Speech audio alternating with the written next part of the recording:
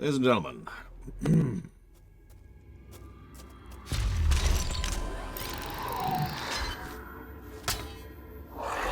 more Hellcat. Giga, I'm very, very sorry. We're gonna have to kill your brethren. The minions of death.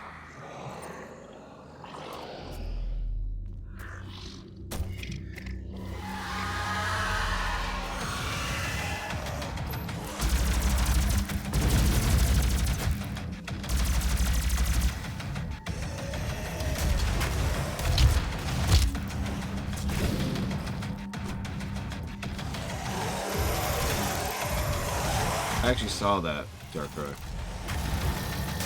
I, in fact, very carefully perused the full list of changes and pulled up the game again just to see if there was anything that changed the review. Short answer is no. But I do like that they're still updating it.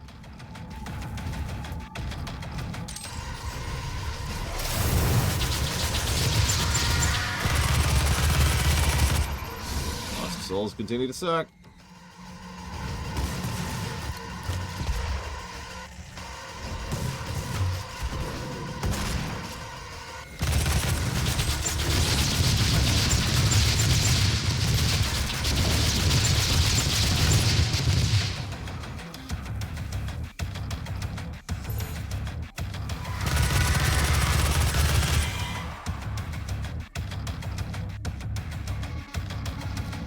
Yeah, exactly, Darkrai.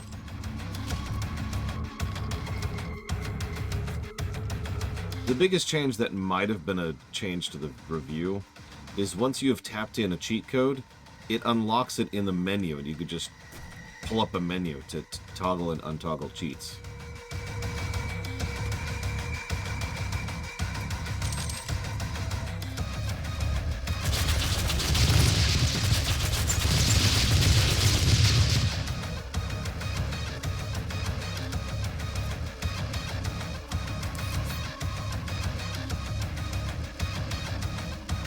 Oh my god, Commander Keen! No! So, this is my favorite gun in the game. Let me tell you a little story. Once upon a time, I was playing Wolfenstein 3D, actually for the very first time. Now, it happened to be a save relatively far in because I was playing on a friend of my dad's computer. Or, you know what I mean, his copy. Now, I was playing and it was cool, and I was like, hey, cool. And then I got the chain gun. Now, I should mention, the chain gun is fairly basic in Wolfenstein 3D. Really, just like every gun in that game. It's just the same gun you already have, but it attacks a little bit faster. But between the viscerality of it, and the sound that it made, that was something I still enjoyed a lot. In fact, I remember to this day being absolutely humiliated because I was like, holy crap, this is so cool, and Dad yelled at me for, saying that. Because, I was being an irritating, bratty kid, and I should shut up.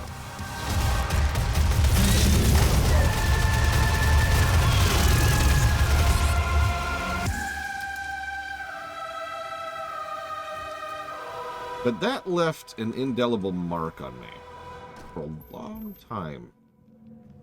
To the point where even to this very day, I've always had a thing for the minigun.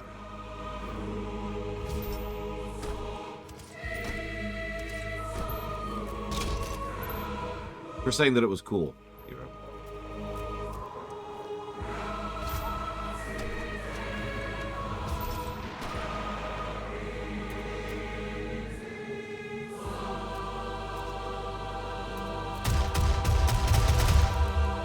It certainly does eat up a lot of ammo. The quick 2 minute.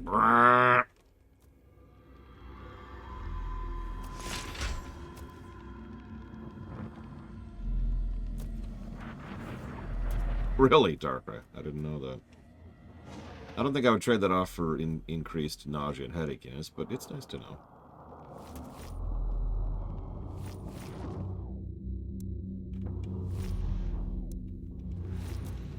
Hey, E-Tree. How ye be?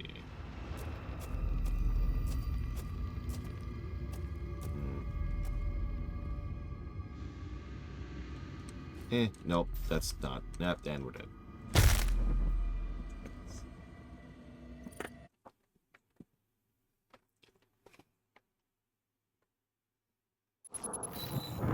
In all honesty, this is probably my favorite minigun.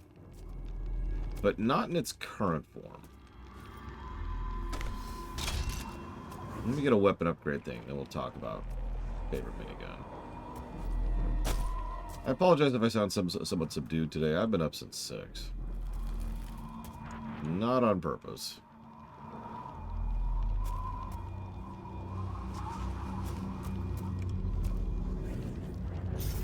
And we're dead. I was also doing a little bit of research, since I was up anyways, on the differences between Doom 4 and Doom 5. As it happens, there's actually quite a few differences between the two.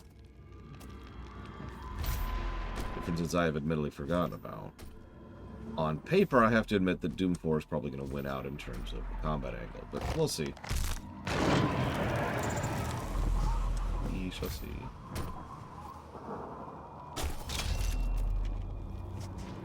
Sort of. I was mostly curious, Blanchiball. See, you were one of the biggest opponents to the idea that the type of writing I was praising was good. And so I was curious if, given an actual example thereof, what your response would be.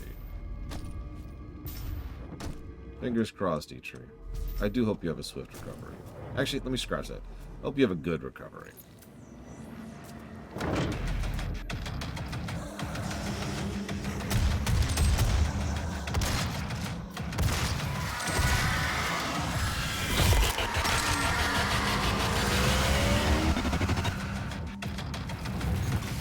Lost souls, I swear to God.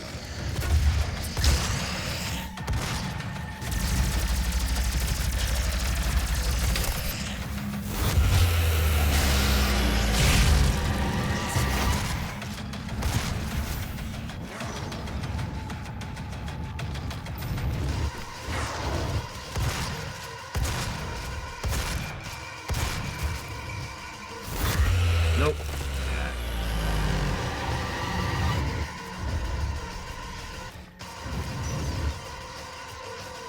I was also looking up specifically what the difficulty does, and found very vague information on the matter.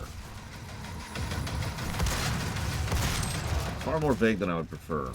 It talks about AI aggressiveness and damage,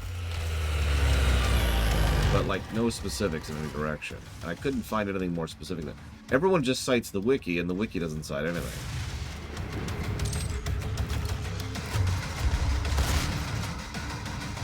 And I mean, using this guy as a specific example, I guess he does hesitate a second before he attacks you again. Because I've been fighting these guys on normal this whole time. Hello, Zytef. But it's barely perceptible. One of these days, I just wish developers would just straight up say, yeah, here's the exact statistical changes that the difficulty options do. I also wish that was a granular, per specific thing, modular change that you could just make in the game. Like this was, I don't know, Pathfinder Wrath of the Righteous. Or, Kingmaker, excuse me.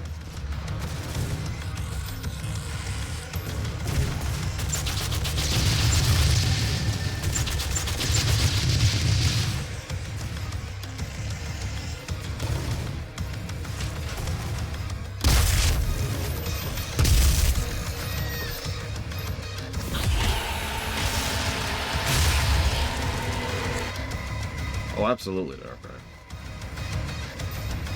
Considering that they literally burn souls for fuel, yeah, that's straight up fell.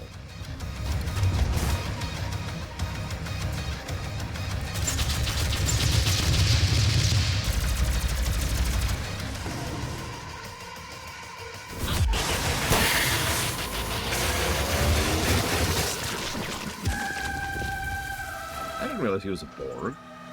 Happy Friday, though. Yeah, don't worry, I'll read the chain gun in just a second.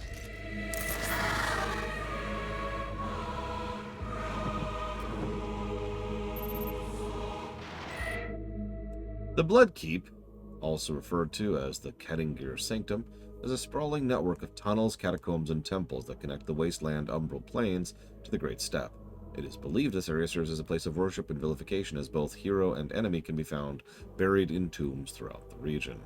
The area is inhabited by all manners of demons, including possessed, unwilling, lost souls, hell knights, and other non-classified creatures. Project Lazarus Manned Expedition, MTC 2145-128, uncovered one tomb of particular interest. The temple was adorned with powerful holding ruins and unique relics. Despite the complete loss of life on the expedition, the relics were successfully returned by scout bots to the Lazarus lab for processing and study. Fortunately, records disappeared after the relics were sent to the Lazarus labs. They are presumed lost. So, lost souls. These demons are found wandering aimlessly through the temples of hell as they search for a host to inhabit. When a potential victim is found, they will converge on the target and explode with a blast of hell energy.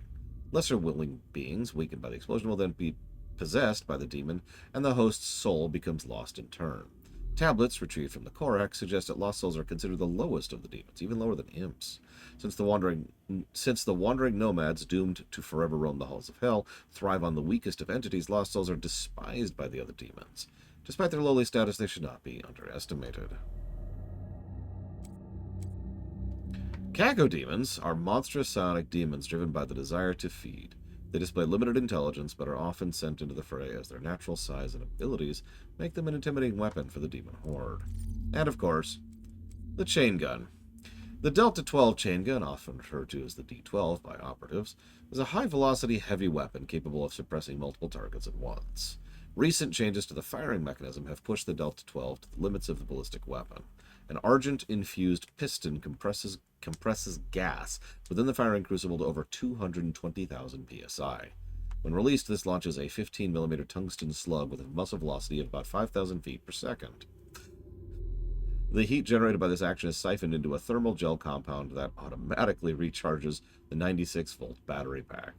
This allows the weapon to sustain an almost endless firing cycle as long as ammunition is present. The Delta 12 weighs 45 kilos, making it lethal but cumbersome. Someone in chat, what is 45 kilos in pounds?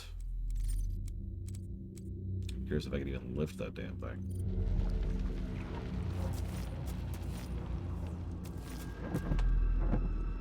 £100. Oh, I could lift that. Not sure I could fire the damn thing.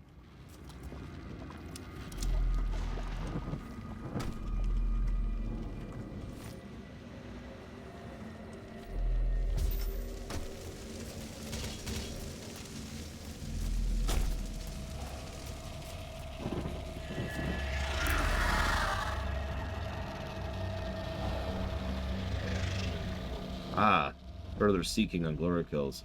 Use assault rifle to weaken and perform death from aboves.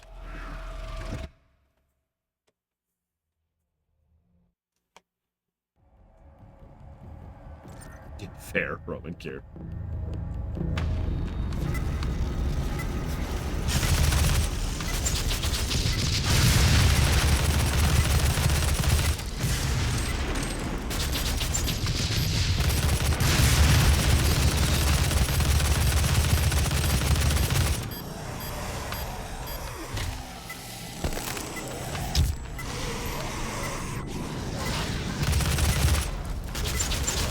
And yeah, I need to get more used to using the chainsaw. I don't know what's wrong with me, and I'm going to go ahead and blame myself for it.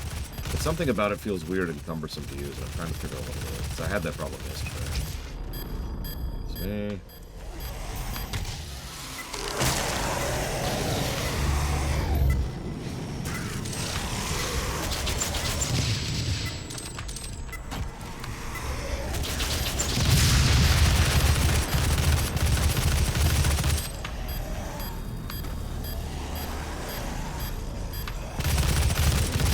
Up. I'm gonna fail. I took too long to jump up. Why do I suck so much?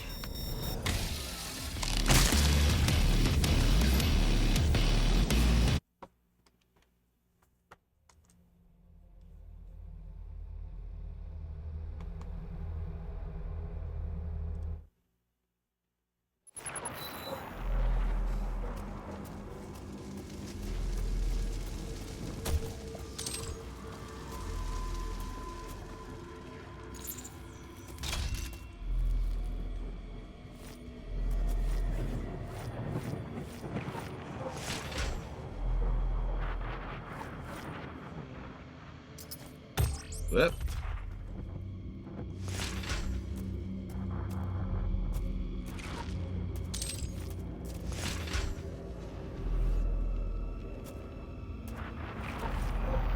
I'm playing around with bindings on my mouse. Oh, hey. So we could upgrade the Gauss rifle. It gives us a zoom. It's a sniper shot, which does more damage. Or siege mode, which prevents movement, but does exactly what it sounds like.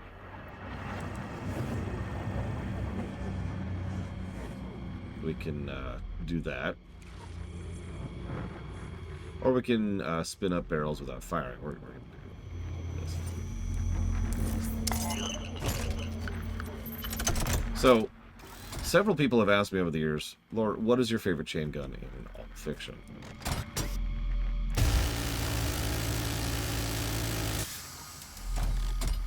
Any questions?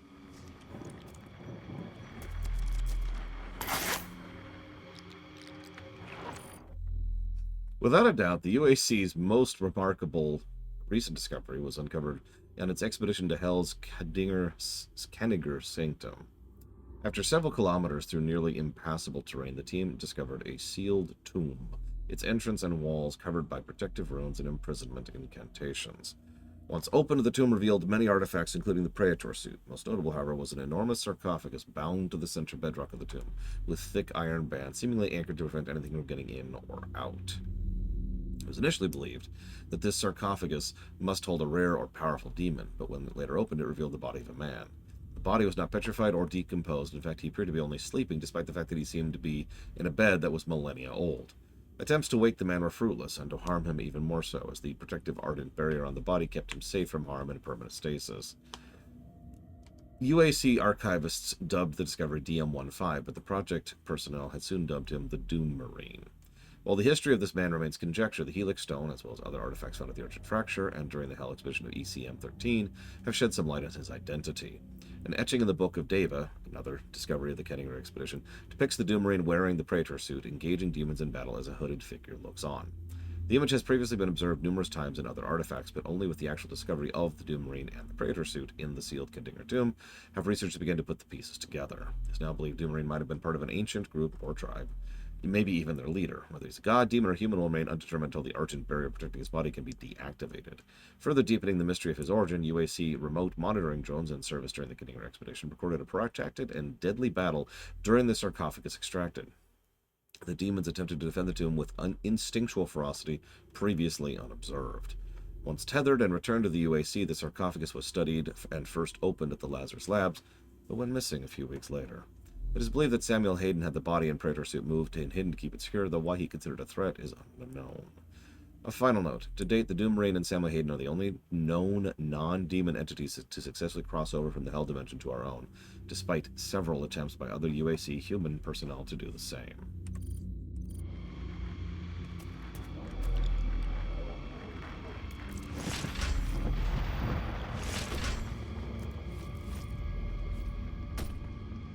Good morning, Linnea.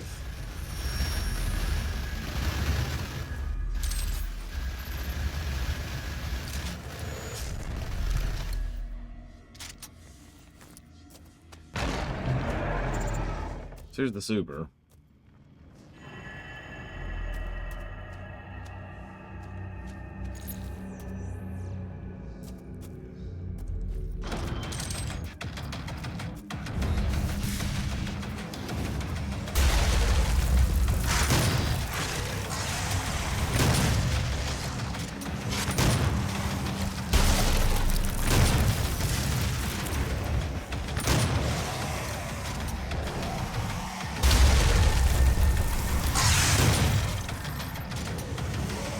So that's a Baron of Hell.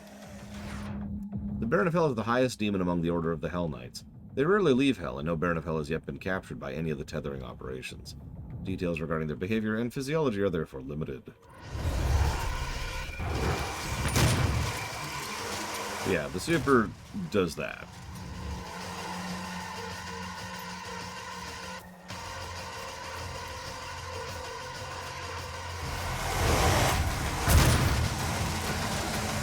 Yes, that challenge completed. Jeez, please.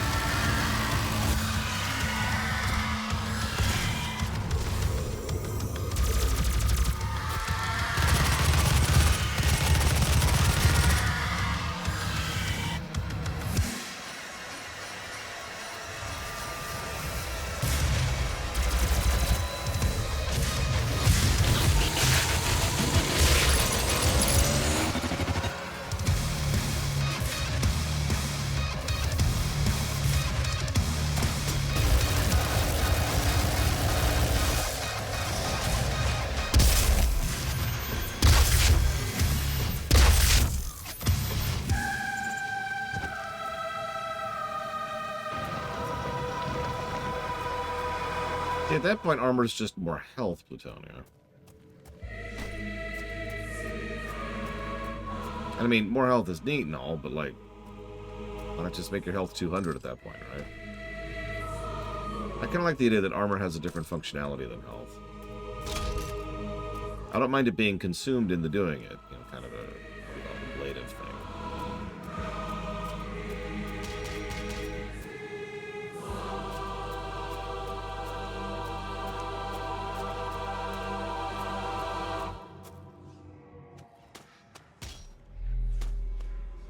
Armor was interesting in 3.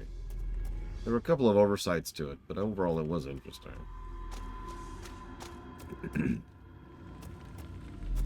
And I don't actually remember how armor worked in 1 and 2.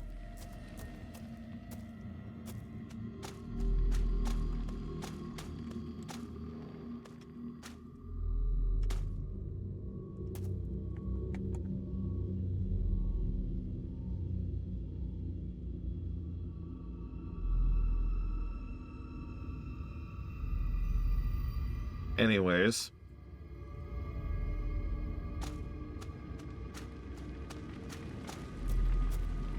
I mean, this game, and to be clear about that, the version of the game we're playing, didn't actually start development until 4 years after Bethesda had purchased, or excuse me, ZeniMax had purchased id.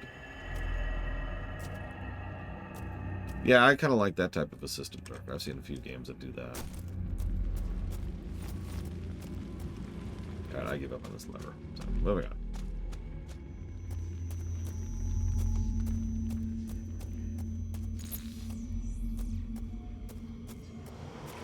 Wait, what?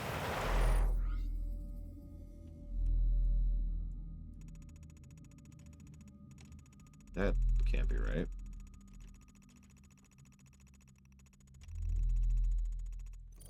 Hold up, hold up.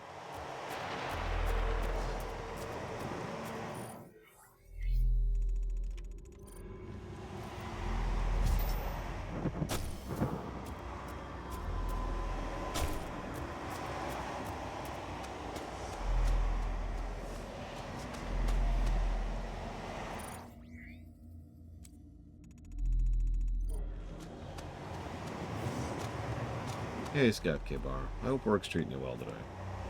So there's the level. So where's the lever?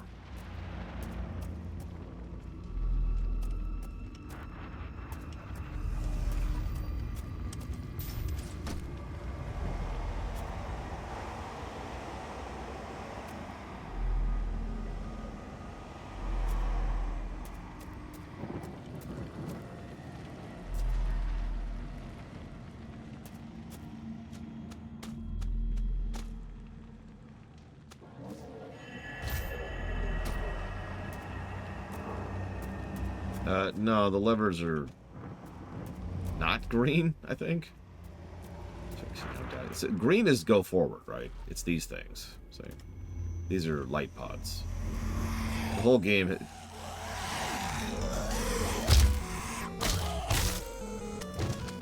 The whole game has used green as a way to move forward. See, that's actually part of the reason I went into the cave in the first place. But I didn't see anything in here. And oh, god damn it. Thank you, Blue Dragon, as always.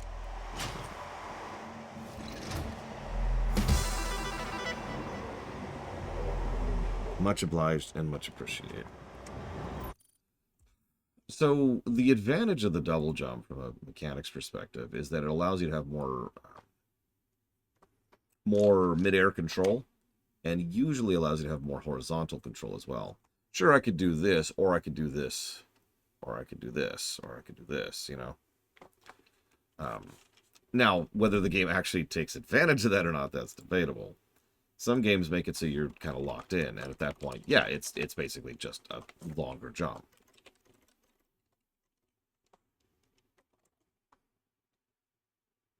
Have I seen any gameplay for Mega Man XD? I've seen like 5 seconds of it, so for all intents and purposes, no. Mega Man Battle Network, Mega Man X8D, and Metroid Prime 4. You got it. Say, I'll be walking in pretty blind when it comes to Mega Man XD. The good news is we already know where the level is.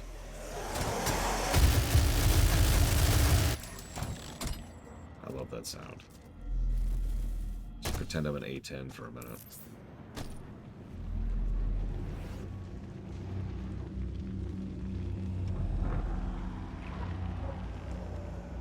Weird being able to aim in Doom.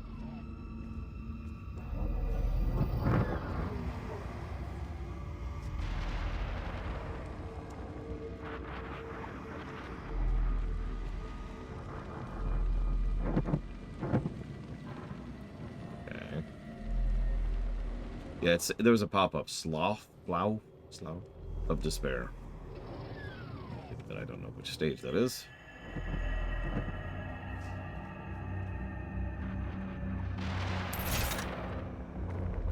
Mega Health.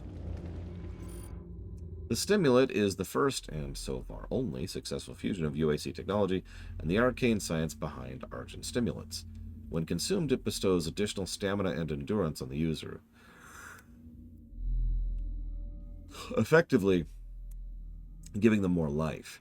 This effect is achieved by first vaporizing and then ionizing an adrenaline solution, which is then injected into a demagnetized Argent stimulant. As the resulting concoction is extremely volatile, the product must be absorbed immediately to avoid combustion. It's notable that this stimulant can be administered to humans successfully, although it does shorten overall lifespans significantly. Attempts to administer the solution to demons have proven unsuccessful. The demons suffer agonizing deaths moments after ingestion.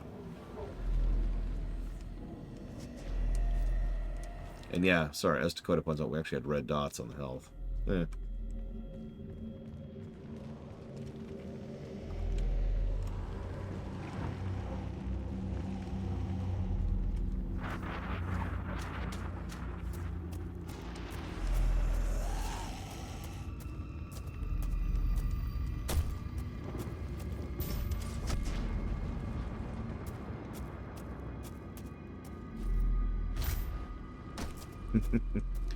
Let's get some health grenades.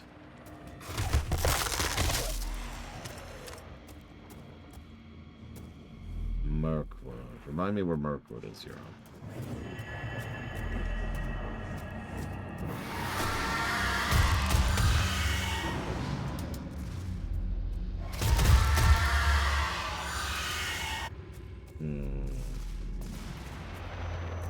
What's happening narratively in Mirkwood?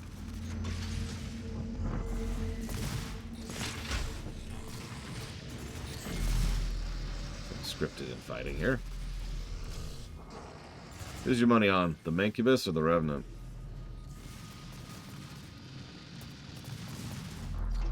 You don't really read the story.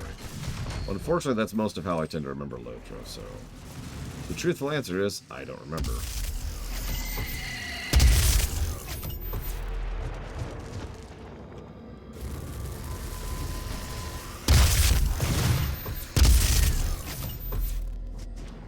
The Revenant won.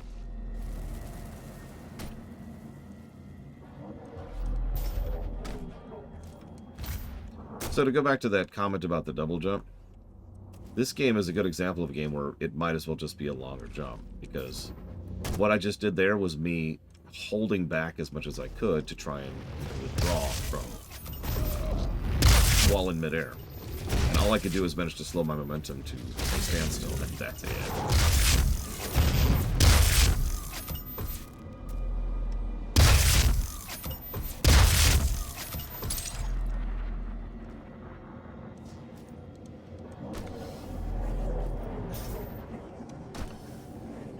I mean, yeah, I'm thinking from the perspective of platforming, because it's a jump.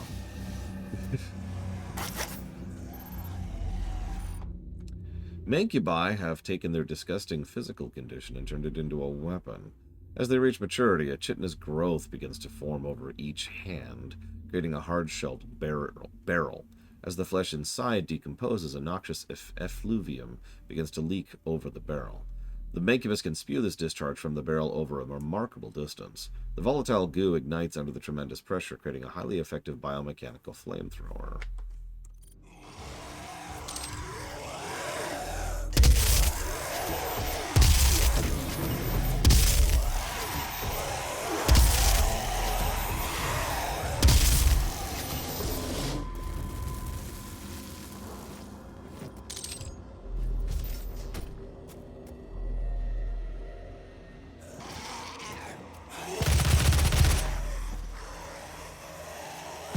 I'm gonna go with no, Yura. But that's mostly because I don't remember ever being impressed with the visuals in Lotro in terms of brickwork. Just in general. Not like they were bad, just like there was no moment where I was like, oh my god. You know. And in his conquest against the blackened souls of the doomed, his prowess was shown. In his crusade, the Seraphim bestowed upon him terrible power and speed, and with his might he crushed the obsidian pillars of the blood temples. He set forth without pity upon the beasts of the 9 circles, unbreakable, incorruptible, unyielding. The Doom Slayer sought to end the dominion of the Dark Realm.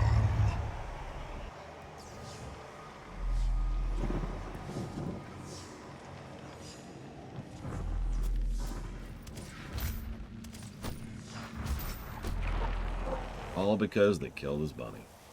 So let's pay attention, shall we?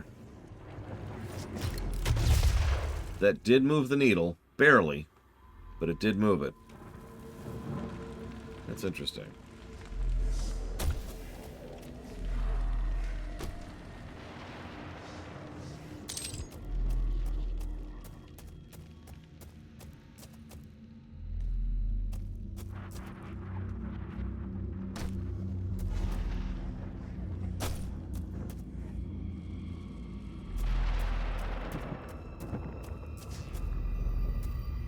Alright, whatever. I was curious. I mean, honestly, if they hadn't killed Daisy, everything would have been fine. They could have moved on, done their own thing, but no. They had to kill some poor feller's dog, Sarge.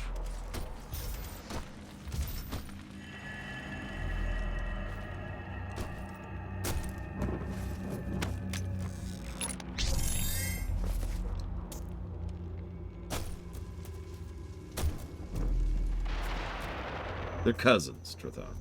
John Wick and Doom Guy, they get together for Pinochle, you know. Keep up a little bit.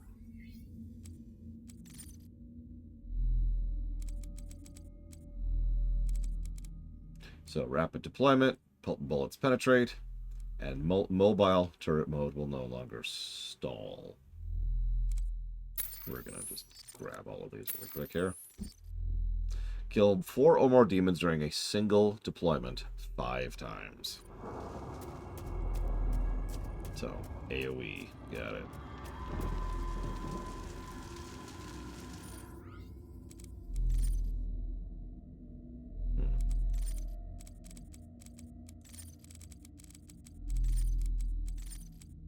Oh yeah, the super shotgun. While this weapon has been removed from the UAC's approved weapon arsenal, many veteran operators insist there's no better alternative for close combat. It offers incomparable destructive power at extremely close range, but is completely ineffective at long range. The weapon is light and small, making it a favorite secondary weapon that no self-respecting combat specialist would be seen without.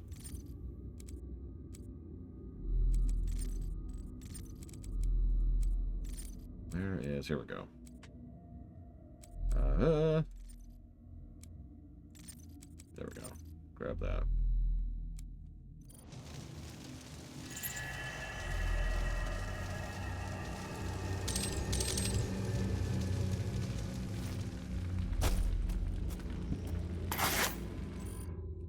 Olivia Pierce is head of biomechanical research at the Argent facility. Educated at Strasbourg and first-class honors degree in biomechanical and genetics, she joined her former mentor, Samuel Hayden, on Mars to head up the Lazarus Project. A few months after arriving at the Argent facility, Olivia was diagnosed with acute idiopathic scoliosis. The cause of the deformation is unknown. Given the option of being permanently wheelchair-bound or undergoing an experimental augmentation procedure, Olivia chose surgery. After several months in seclusion, she reappeared on her feet with a new titanium exoskeleton grafted into her spinal column. Although it allows her to move and stand on her own, it causes her excruciating pain. She refuses any pain medication for fear it will cloud her mind. That's the kind of woman she was before the demon started talking to her. So, you know. Nice woman.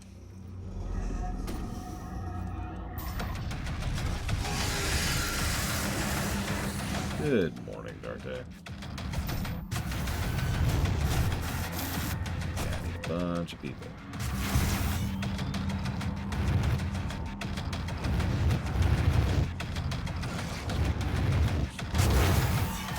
More than that. One more than that. One more. Oh, there goes my quad. Dang it. Well, let's go for something else now.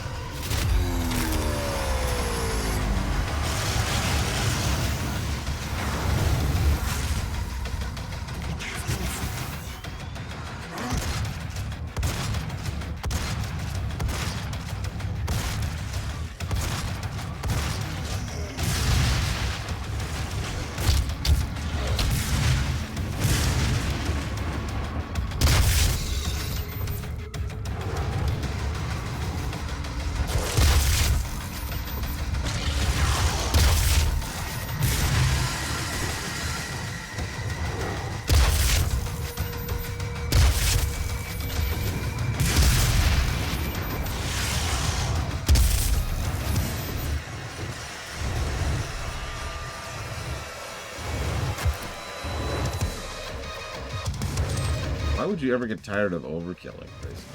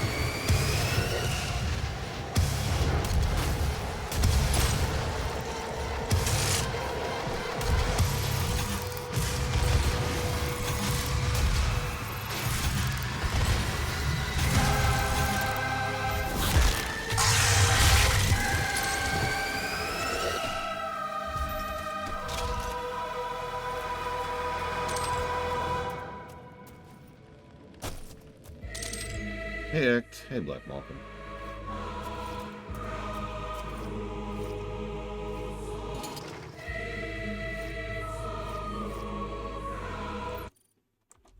Gosh darn it.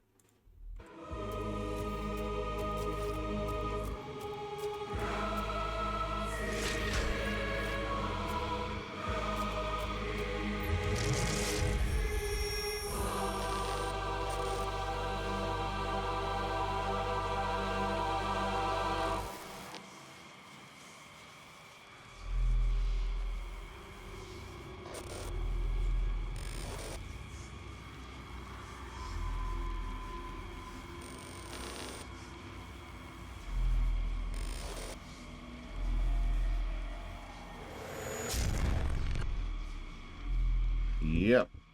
Hayden spent quite a bit of people and time and effort and lives trying to reach us.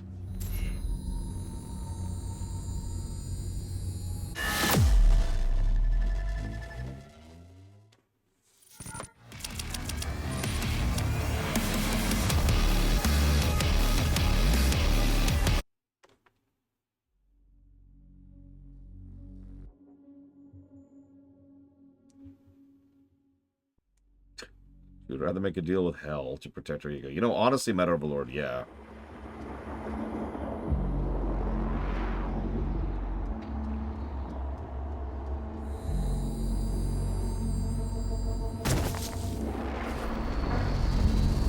The Argent Tower is destroyed. The portal can no longer be closed from this side. The hell energy flows from a location in their world we call the Well.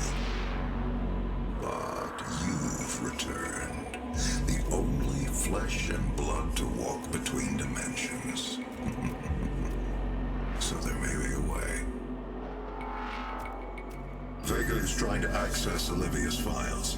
If you can get to the nearest terminal, we will provide you with information. That's all for now.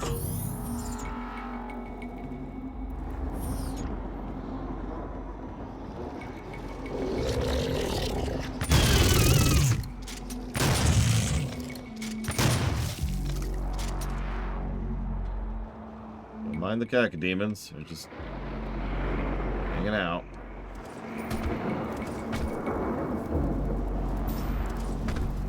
Again, the usage of green, by the way. In this case, it's actually glow instead of literally just green highlighters. I tried that earlier and it didn't work. I might have just missed the grenade thing.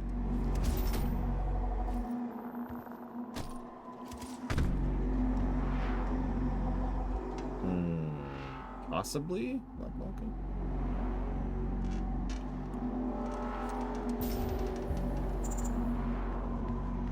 I don't know. I think I've only ever played it in 4x3, so I don't really have much of a comparison point.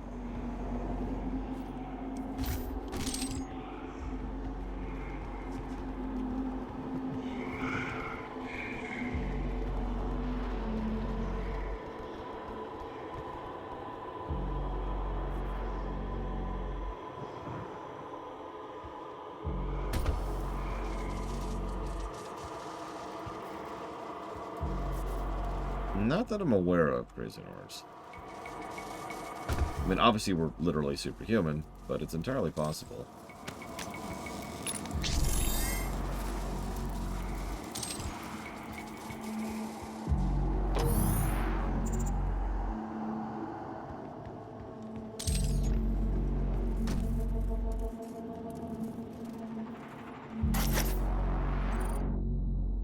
Should you find yourself caught in a level 3 demon contamination event, it is important you remain calm. A tier 3 advocate wouldn't panic, neither should you. We have a saying here in the Lazarus Labs, if you want the job, act as if. So stop, think, and act as if you are a tier 3 advocate. Here are the steps you should follow. What the...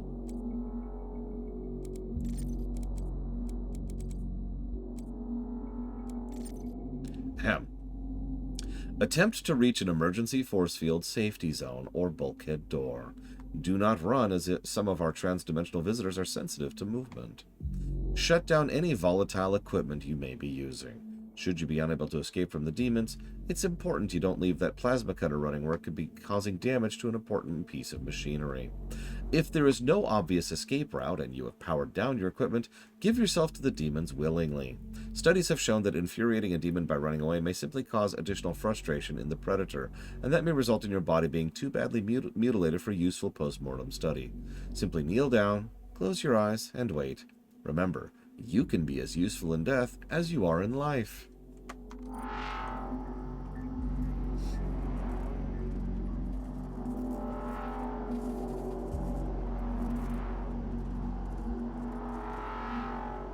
Hey, the UAC Complete Guide to Snap Maps.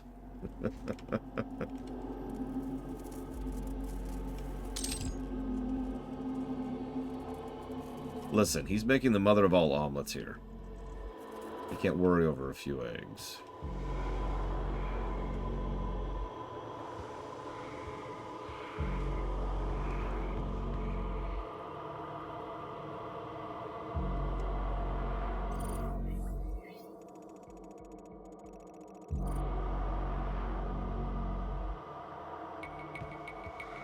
No, that's the really horrifying part. Somewhere along the line, it's just stopped being subtext or the quiet part or a joke. People are just kind of horrible. And I'm apparently an idiot. What am I missing here? Olivia has an artifact in her private lab that we've been studying for years. I believe you can use it to find the answers you seek. It bears your mark. Olivia's personal laboratory is not part of the registered facilities database. Alpha-level clearance will be required to locate it. Granted. Thanks, Vega. You can access her Lazarus facility from the north sector of the Advanced Research Complex, about 80 kilometers away. I'll bring the tram power online to take you there, but you'll need a UAC corporate facilities clearance card to activate it. There is a security station nearby.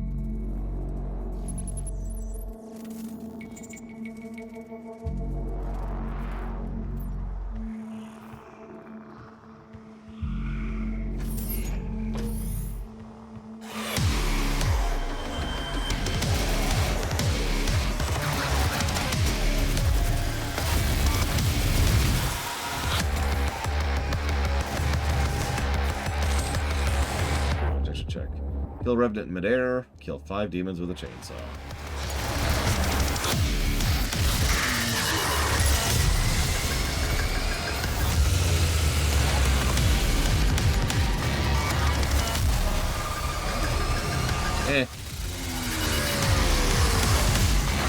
Let's just burn our gas on the little guys here.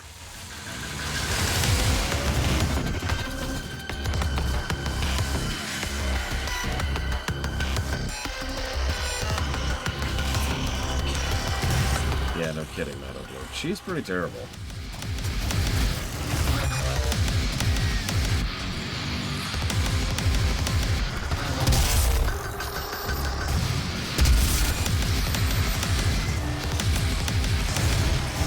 Come on, come on. I know you want to do it. I know you want to do it. Come on, come on, come on, come on, come on. Do it.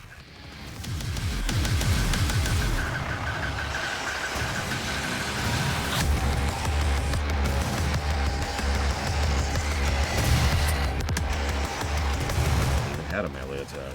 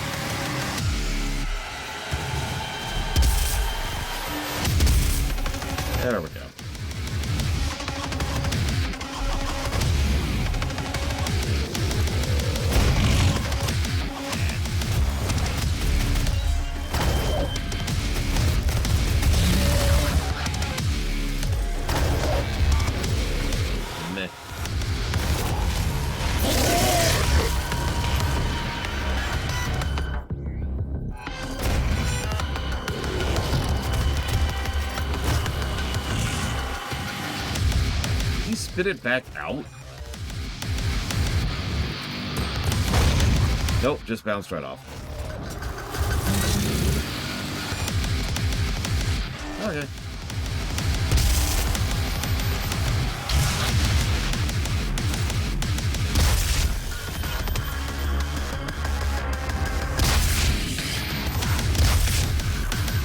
No real preference. Music is music. Good, it's good. If it's bad, it's bad. Like genres. I don't like musical genres anymore. I like game genres. I like good games, just like I could like good music. And this is good music. By the way, I should mention, I actually did a glance at Mick Gordon's like 80-page response to that whole situation, and I'm still not 100% sure what actually happened. It's just such an unnecessary mess. What in God's name?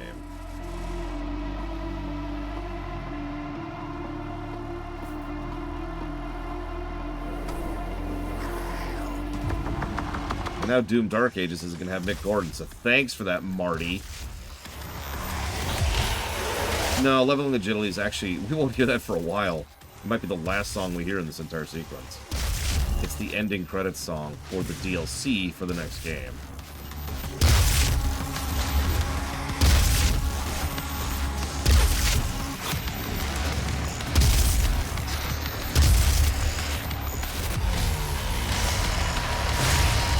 Near as I can tell, and near as what he himself was saying, it's mostly, what's his name? Marty. I can't even remember his full name. That was a crap one. Like, he was just a complete and colossal dick for effectively no reason.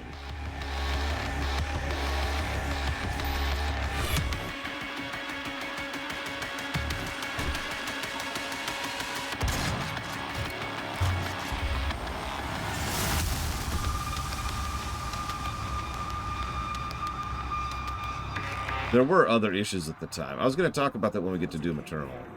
Those with whom you serve all operate with the same goal in mind, the development of a new dawn for mankind. It is by this guiding principle, working together as a team, that we will elevate ourselves to the next plane of existence. Yeah, no. So, Doom 4, as weird as this is probably going to sound, actually had a pretty smooth development cycle.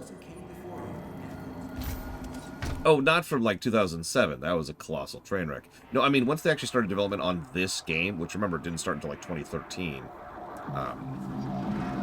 by all accounts of everything I've read, development was very smooth and just kind of proceeded, and it was cool. They figured out what they wanted to do. They did it. It was cool. Doom Eternal, not so much. Doom Eternal had a very troubled production, and was also under a tremendous amount of executive pressure and the usual problem. You know, we need the game to come out at this point in time. Rush, rush, rush, crunch, crunch, crunch. And they still had a schedule slip.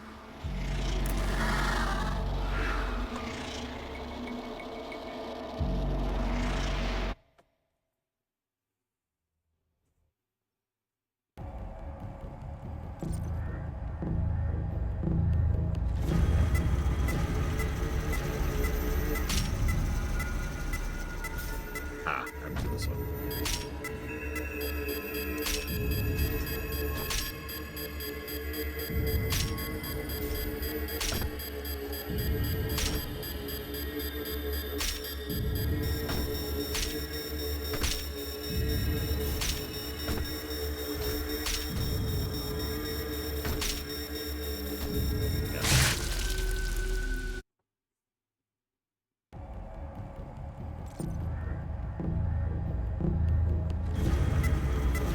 Yeah, no kidding, off the deep end. Sometimes things just click. That's true in any project.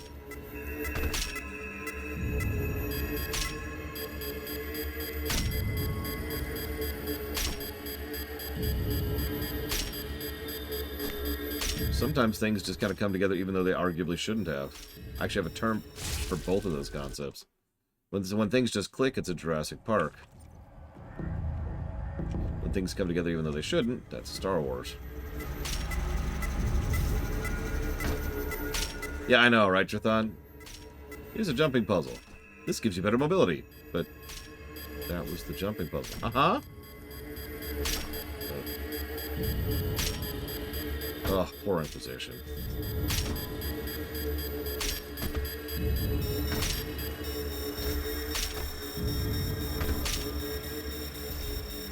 There.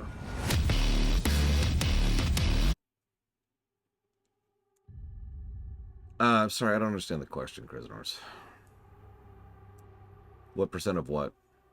Doom 4 success?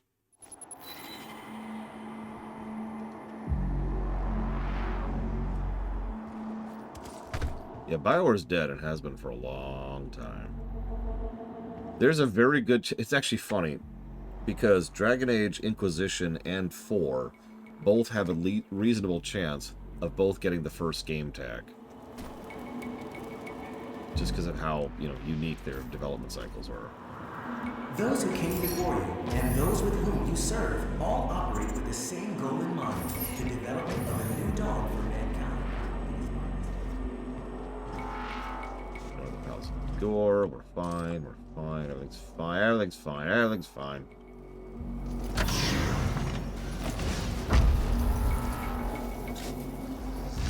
So, Pinky.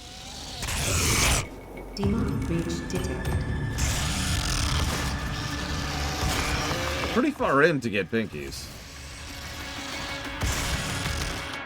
These demonic animals are unnamed by those in Hell. They were colloquially called Pinkies due to their unusual skin pigmentation, when first discovered by the Lazarus Project's tethering operation.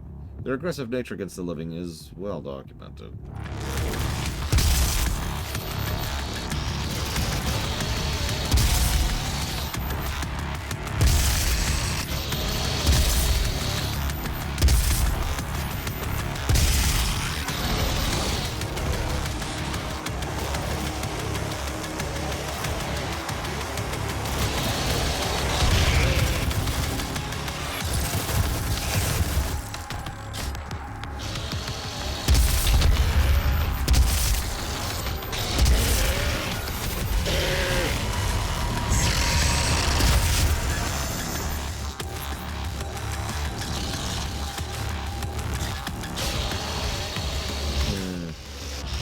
No, if anything, I think it's kind of the opposite, personally. Now, this is purely anecdotal, but I cannot tell you how many times people will discuss why they like a particular game or don't like a particular game, and the first thing they'll mention is the music. Don't mistake me, a good soundtrack is what I would consider critical to a great game, and can absolutely ruin an otherwise good experience. But I've seen people wrong them, put up with what I would refer to as bad games because they have a good soundtrack.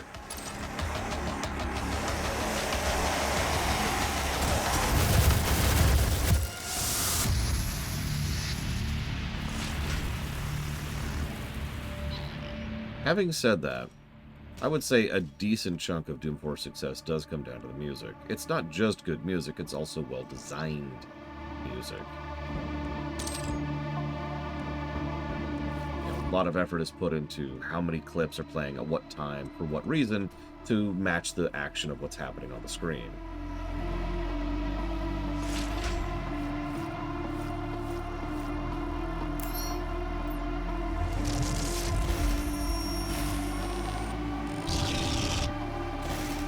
Yeah, exactly, Chathan. And that kind of music integration, that's awesome. You will need to find it. The trial station will not be accessible without proper clearance. Thanks, Vega.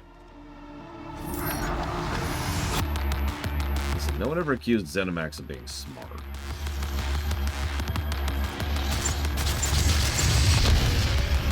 Actually, for all intents and purposes, ZeniMax are a bunch of morons. They're not as horrible as a lot of the really horrible publishers out there, but I mean, honestly, it's amazing they're still in business.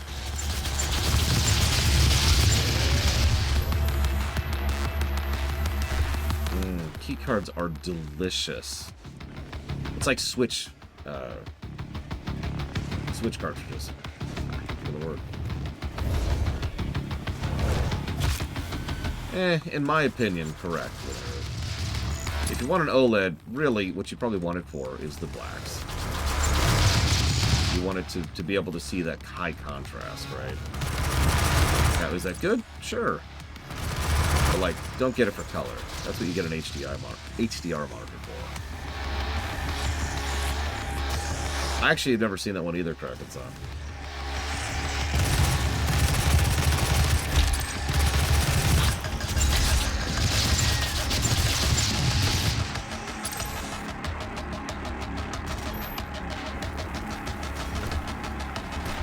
Not at all, Ect. Although if you've checked the website, it seems a lot of you guys have. Sure, Yura.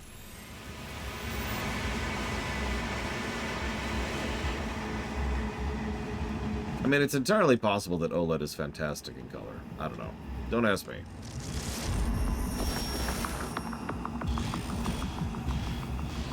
Yes, I realize I use an OLED monitor.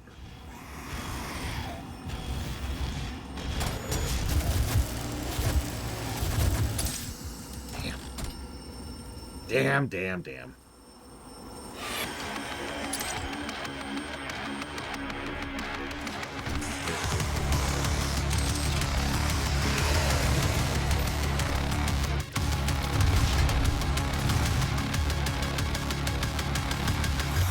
I've already decided where I'm going to slot it. If it keeps at its current rate of funding, it's going to get funded fast. So I'm going to put it after FF14, but before a while.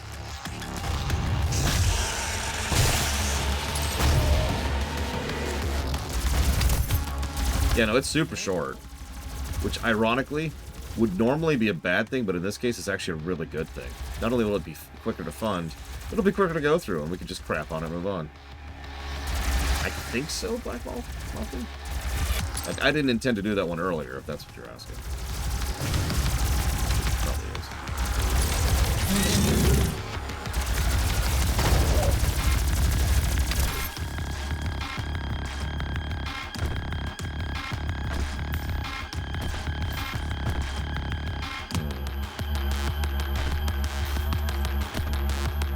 Looks like it depends. Like, if I'm going against something that has no space under it, it grabs automatically. Oh, well, that didn't grab. But if I go up against here, unless I'm holding forward, it doesn't do anything.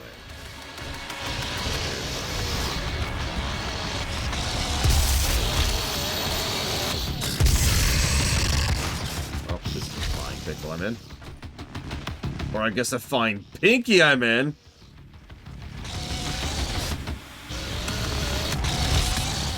I don't think they like that code.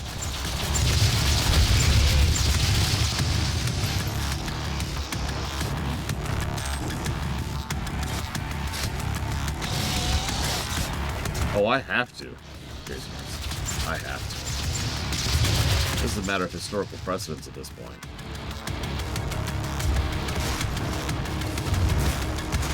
Is Starfield the worst game we've ever covered? Is a question that has to be answered.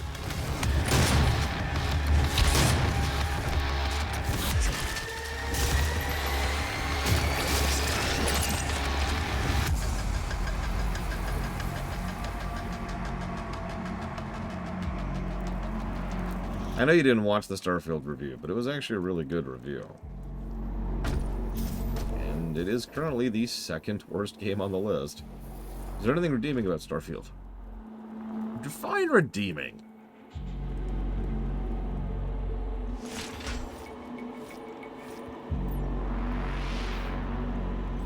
Good. Okay, so the reason I hesitate on that is, like, are there any positives to Starfield? Yes.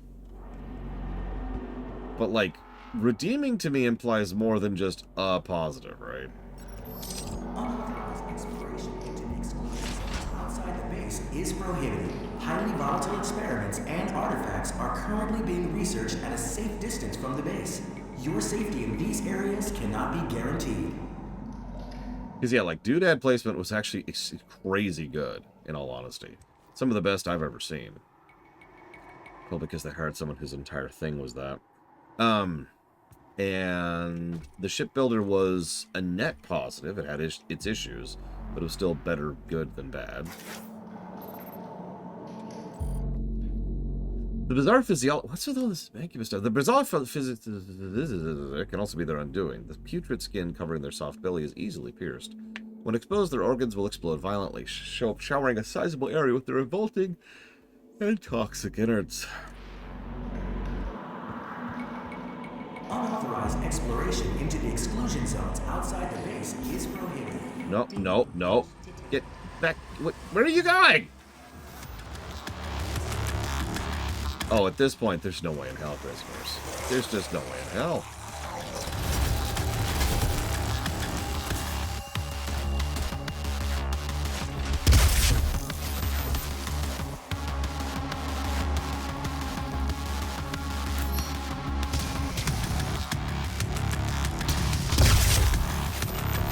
Yeah, shield this, buddy.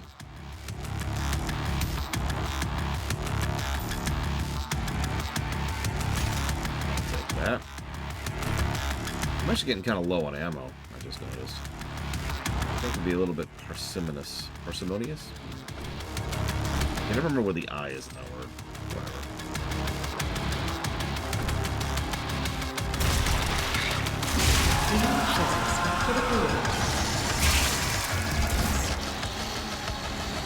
Whatever. I will admit, I unironically want to review Shattered, whatever. But again, it's the exact same reason, and I do mean the exact same reason why I want to review Right to Hell Retribution.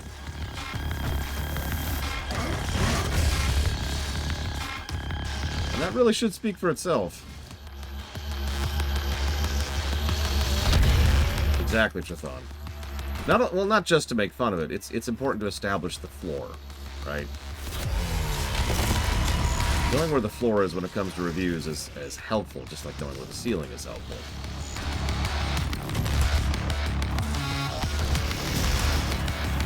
I mean, I know for those of you who weren't there for that, like Crazy Norse, Starfield was legendarily good at giving us an insight into game design stuff I never thought I'd even get to cover. Because it's stuff that is so tremendously basic, it's things we've had solutions for since the 80s. And yet they were still screwing up on such basic concepts.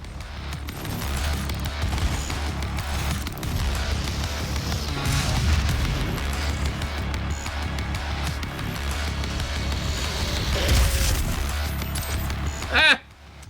I wish I could say I did that on purpose. I didn't, of course. Very good liar. Okay, we're just like, we've never seen Barons of Hell outside of Hell. And here we are.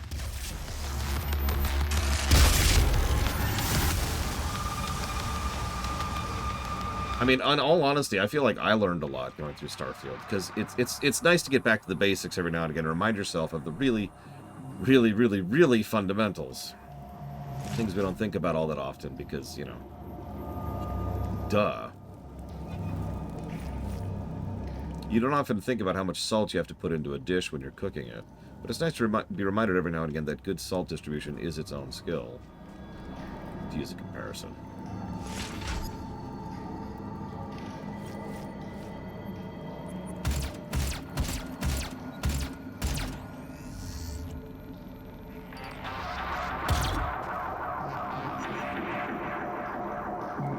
No, Drithon. Like, I've been asked a few times, what's so bad about Starfield? And the problem is, the answer is everything.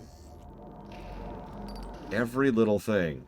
Just all the tiny little elements of everything went wrong in that game. It is shocking how much that game screwed up.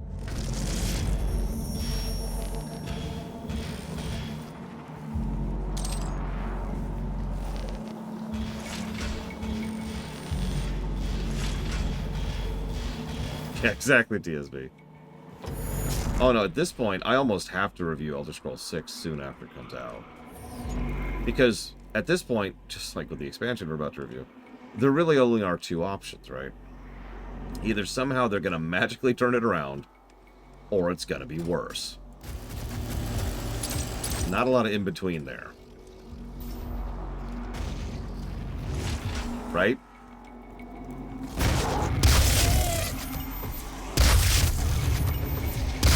Can I just say I love the DOS cannon in general? I mean, the chain gun's better in several ways, but the Gauss cannon is just... And they're dead. Yeah, at some point in time, they need to actually kill off the Gamebryo.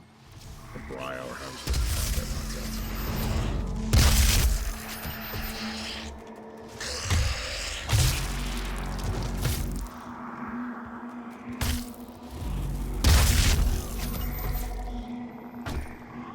Yeah, fair enough. Blinked them all. No, we still haven't modded this. The next weapon upgrade I plan to get is to mod the Gauss cannon. Probably to get the turret, the you can't move mode. I could try the sniper mode, though, just because we don't have one yet. That is an Argent energy.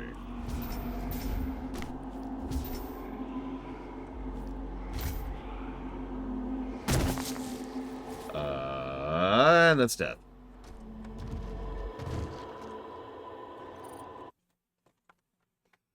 So as of this moment in time, they're mostly hands-off, and have been for most of their history. Microsoft gaming in general tends to be hands-off when it comes to their second-hand or first-hand studios, and for good reasons. It's actually a policy I tend to agree with, and it's one of the reasons I had some hope for Blizzard after Microsoft, procured them.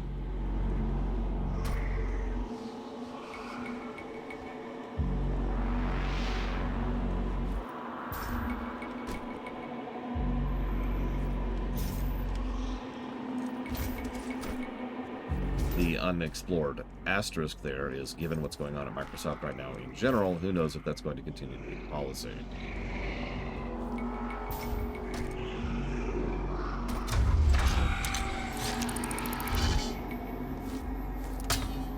We were talking about that many times during the run, Trithon, and the general consensus we all came to is that Starfield is so fundamentally broken down to its frames, down to its very core, that honestly, they would have to just restart development. They would have to make a new Starfield.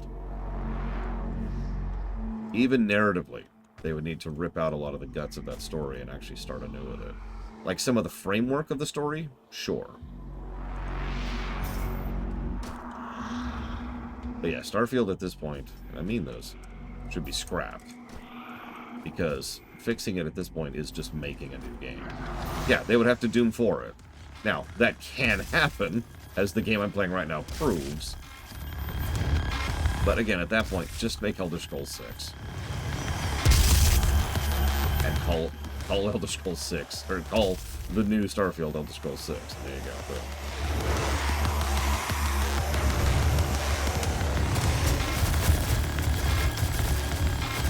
There we go. Yeah, or ARR it, exactly. Has Bethesda ever admitting to anything wrong? It has. There's a fascinating interview that Maddie Plays managed to get with Todd Howard, and he was either lying through his teeth, which is very possible, or pretty honest about some of the screw-ups with Starfield. But that's it. I should also probably mention, and we mentioned this recently, we still, as of this moment, do not know sales figures for Starfield. There have been a few numbers pushed around there, but if you ever try to go down the rabbit hole to find their source, there is none. Or it's just people speculating. So we still don't have anything concrete for how well Starfield sold, which continues to be a bad sign.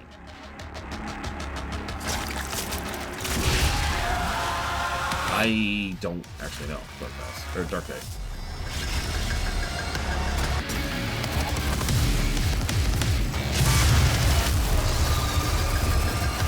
Here's the benefit of that mod I just unlocked.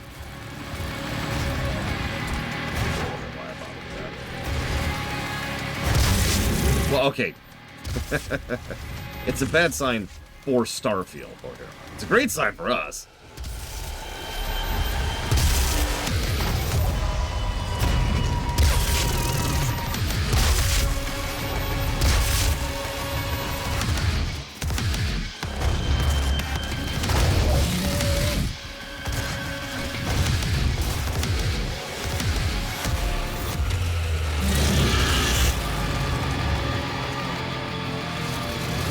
horrible as it sounds, we need more of those big-scale financial failures.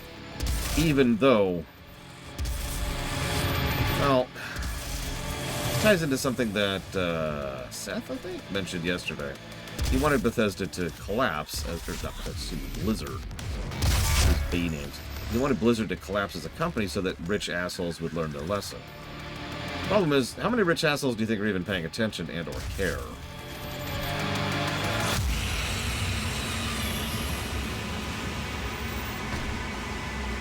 Yeah, exactly, Dakota. Like, if Blizzard collapsed right now, do you think Bobby Kotick would even notice? And he was personally responsible for a huge amount of that company going down the crapper.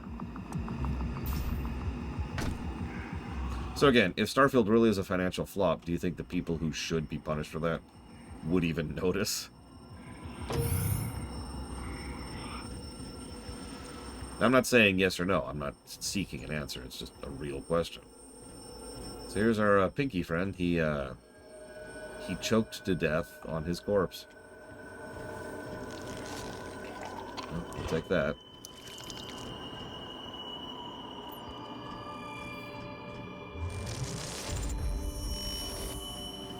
You cannot send a team in to retrieve it. I am the head of this corporation. All your work and discoveries here belong to me. He was mine before you even found him.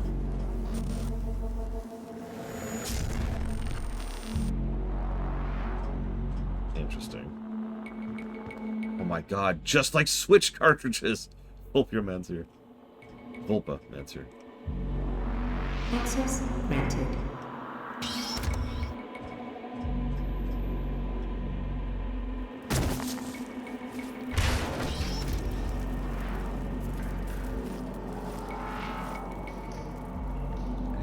Access granted.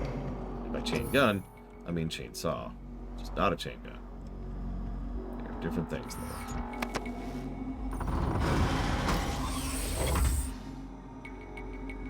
Does there have to be this much guck? Honestly.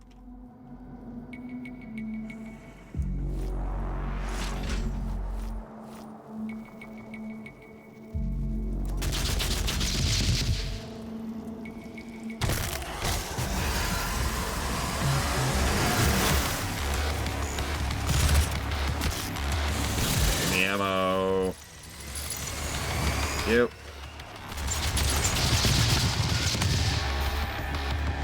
Yeah, let me ask a random question.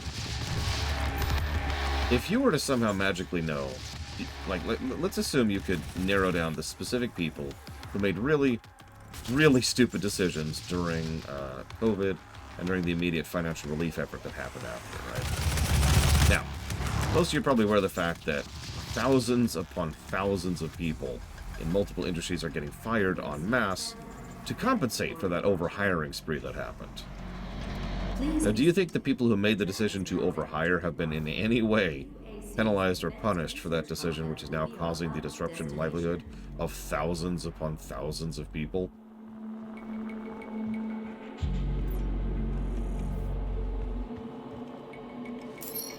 A lot of people tend to forget that the very, very first purpose behind creating the corporate body, not companies, those have been around since the trade unions, but corporations, was to remove accountability. Take a situation where, I think they are too, Dakota, where Reggie, you're now a CEO, congratulations. If Reggie takes action on behalf of the company, Reggie, by definition, cannot be sued for the actions of that because they can only sue the company for that. It is literally there to create that extra legal barrier between the people making the actions and the people affected by them.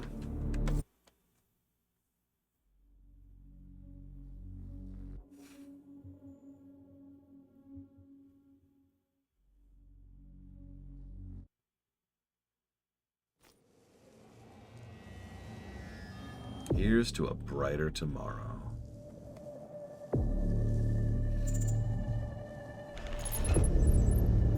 Now approaching UAC Advanced Research Complex.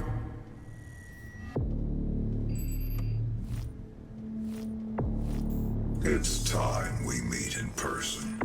My office is on the second floor of this facility.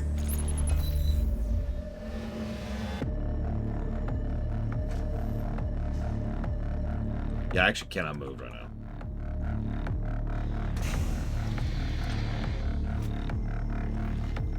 Yeah, they probably learned specifically from 3, Dakota, if I were to guess.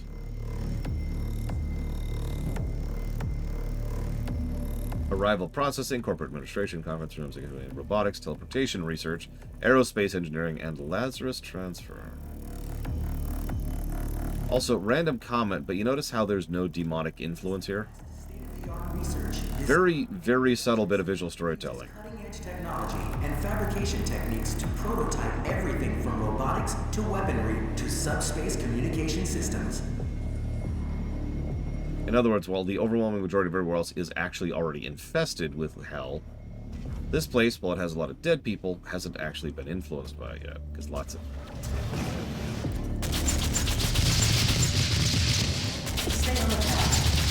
Even though we can argue about the specifics of what that means in literal application, the implication here...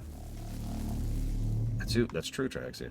The implication here is that Hayden himself is either above or beyond the kind of corruption that hell personally actually influences. And so while a lot of people died, this is not an outpost to hell. UAC, built on blood, sweat, and dreams. Demonic presence at unsafe levels. Lockdown in effect.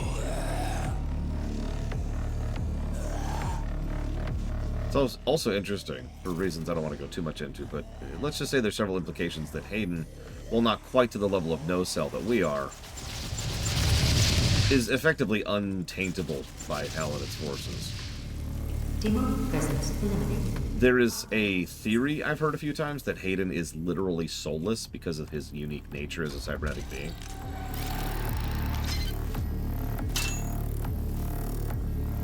That's a good question, Linnea.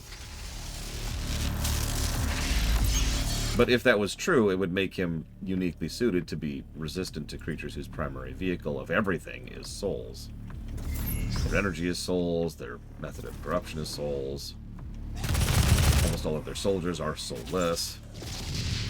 Yeah, no DNA to be altered by the Lazarus wave, and we've already mentioned, thanks to made-up science, that's how the Lazarus wave propagates, so he can't be converted like these guys were. That's the theory, Craziners. To be clear, I don't actually know if that's true. Men and women, these are the best and brightest minds. The most devout members of the UAC faith, fully indoctrinated. They have assimilated the UAC core belief, a world of power, born again of fire. Their unquestioning work and devotion has earned them a place in the Hall of Excellence. Are you doing all that you can to see our destiny manifest? Work harder. Find yourself on the Wall of Excellence. So, head of the Lazarus Division, Olivia Pierce. Oh, she has hair there. Well, more hair. Echelon Award. Director of Eugenics Research, Jackie R. Perez, Faith Award winner.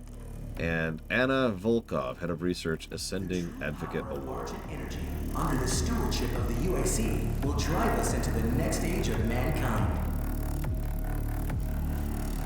There's some other stuff with Hayden I don't want to cover yet, but yeah.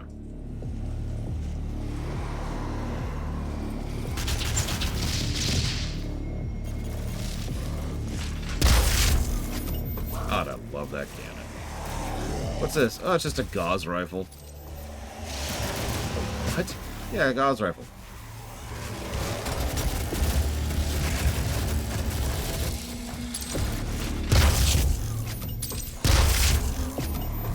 Now, do I need to kill the weakest, most pathetic enemy in the game with one of the strongest weapons? No. We are not advancing enough applicants, and our faith is nothing without believers. We cannot conduct our work without them. And what kind of work is it that you're doing, Olivia? I haven't seen a report from your team in months now, have I? Can I trust that you can maintain your distance and control of the situation? Of course. I believe in our work, but in order to make progress, we will have to make even greater sacrifices. This isn't progress, it's madness. The board understands the peculiar nature of your work, and no one is in the dark on what those sacrifices mean to mankind. Get it? But your judgment is no longer considered sound. Also, a small little detail.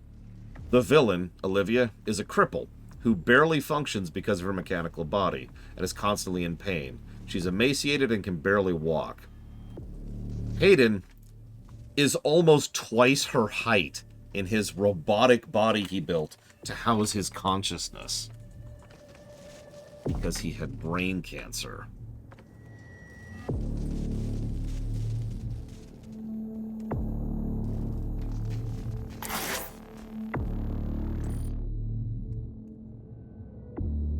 Welcome, Tier 3 Advocates. You have elevated yourself to the next level of thinking.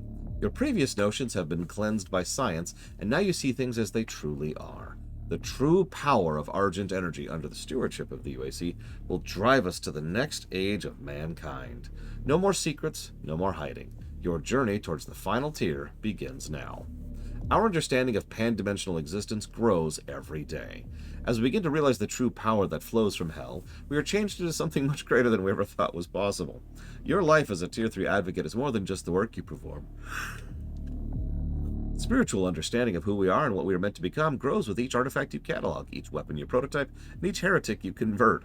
The fear of hell is what is seen for what it really is, false emotions appearing real. You have opened your mind. You realize you're talking about hell, right? Like that's... Are they listening to themselves?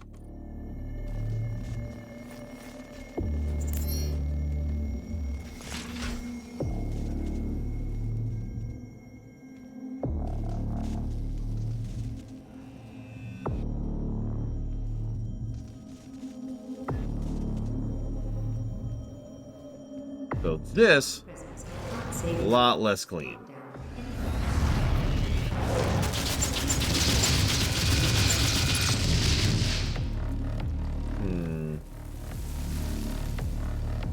Best gun in gaming.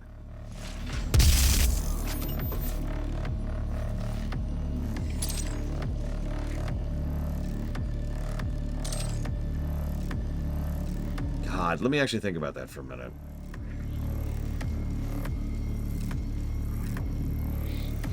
It could be blittable. Again, the place's actual name is Jakad, but I don't want to go too much down that rabbit hole yet. Yeah, no, there's a lot of guns and a lot of games. Couple of knee-jerk thoughts. You know, guns that just... The stuff that jumps to the front of my mind, right? The anti-materials rifle in Mass Effect 2, specifically. The sniper rifle from Halo 4. This gun that I am carrying around right now. The tri-chain gun.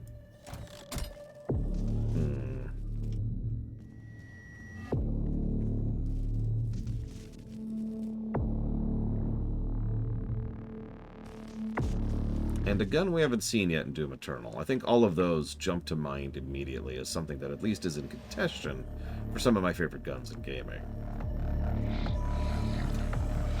Bonus, like, optional answer, which doesn't quite count. The portal gun from Portal.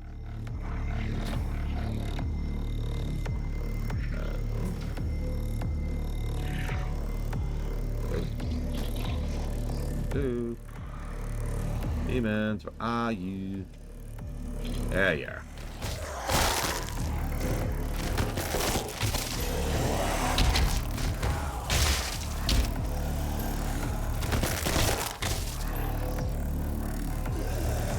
Yeah, I don't know what it would look like having infinite ammo with the tri-chain gun, but that really does sound like a good time. Oh yeah, what are my things for the day? Ah! I could have gotten all of that achievements right now. Whatever.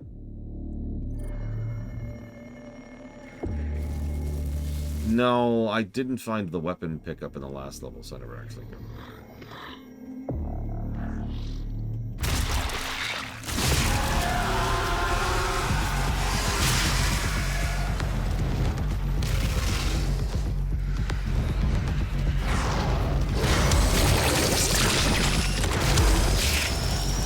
Oh, okay.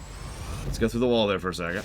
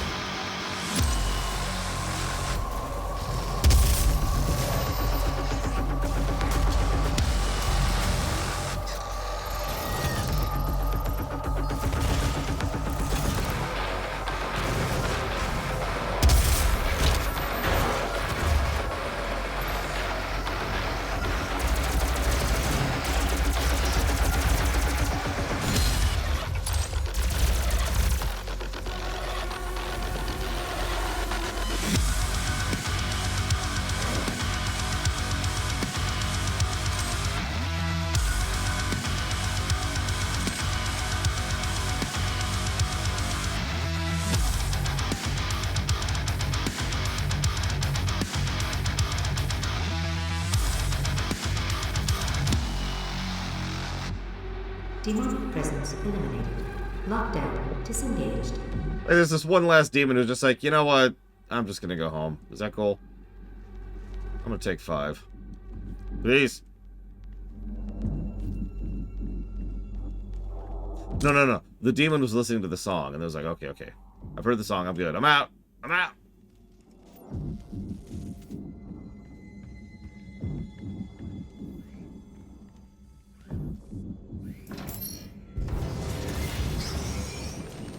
Do not be alarmed by the system update. It is a prototype of our interdimensional tether.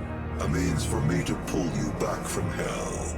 I'm sorry for the jolt, but I didn't think you'd allow its installation voluntarily. I'm Dr. Samuel Hayden. I have supplies in my office. This way, please. And yeah, he's taller even than Doom Guy. And Doom Guy's not exactly short.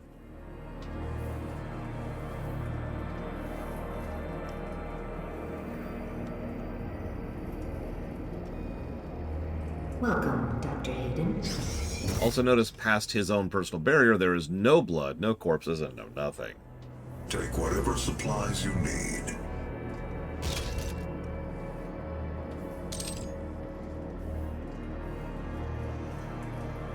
Now, that's interesting. We'll come back to that. The destruction of the Argent Tower is devastating, but I am committed to helping you close the portal. All of our work and understanding of their world is derived from the inscriptions on a large stone artifact we pulled from Hell in the earliest days of the program. We call it the Helix Stone. It is our most closely guarded asset. Olivia was obsessed with it. From it, we learned how to manipulate Hell's energy, bend it to our will, take advantage of their resources. It also led us to you.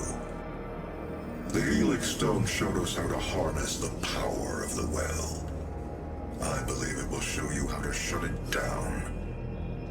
For years, Olivia has kept the Helix in her private office in the Lazarus Labs, which is only accessible through a secure elevator from the Advanced Research Complex across the chasm. Your affinity for guns is apparent. I'm confident you'll find something useful there as well. Hint. The service elevator is at the end of the hall.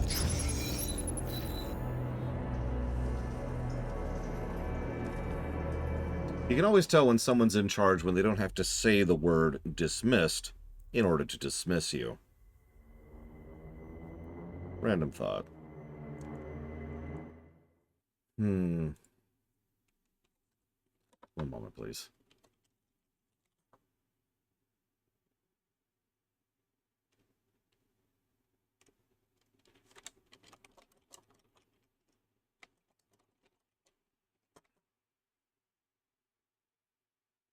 Yeah, exactly, Loner.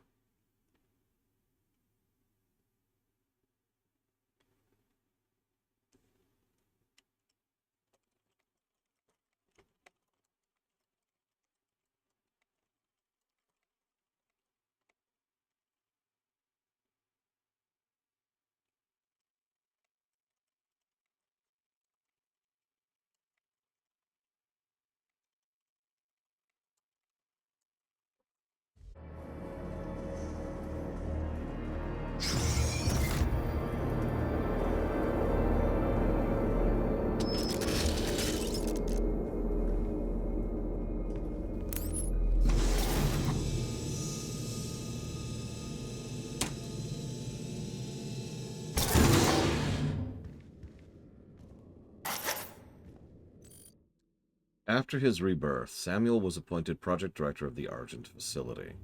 It was deemed too bizarre to have the world's first cyborg leading the most powerful corporation in the solar system. Mechanoid Samuel Hayden proved to be an even more impressive figure than his mortal self. Under his leadership, Argent technology exploded. The work achieved at the Argent facility destroyed the boundaries of our understanding of physics. As Samuel himself said, we rewrote the book and called it Argent.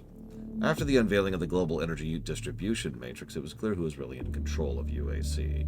Samuel Hayden's triumphant return to power was complete, and in a stunning display of bravado and conceit, when the GEDM was finally switched on, Samuel Hayden was live-streamed from in front of the tower, pulling a massive 12-foot power lever to dispatch the first Argent package to Earth. This sent a clear message to the people of the known solar system. There's only one man who can turn on the power.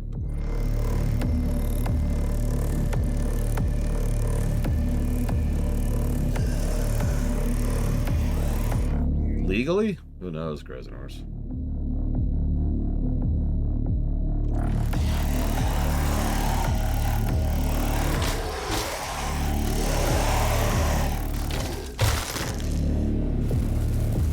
Yeah, that's a power move right there. Hey, Russ. Your morning is going well. 'Cause I'm killing demons. One of my favorite pastimes.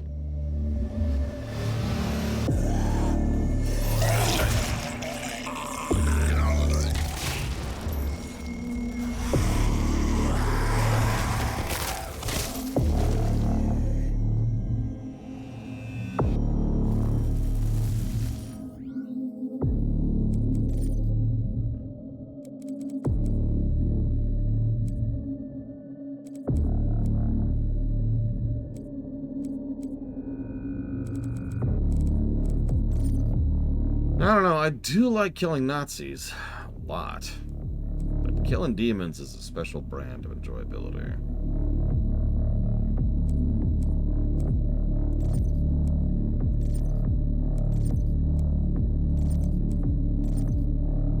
Let's just get straight up immunity to explosive barrels and decrease self-damage from weapons so I can be a little bit more loose with some of my explosives.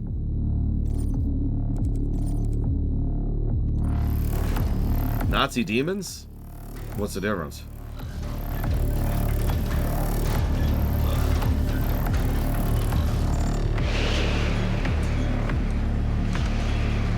I'll probably let you guys vote for it, Zactavs.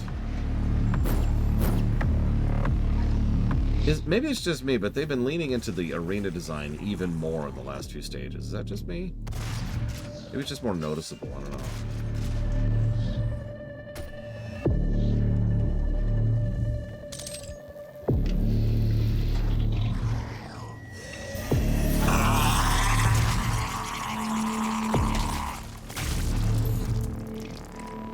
That's a fair point, Plutonia.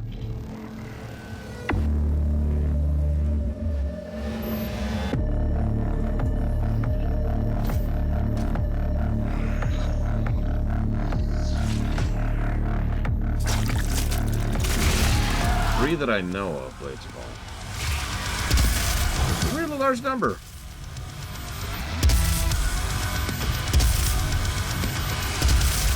Jesus.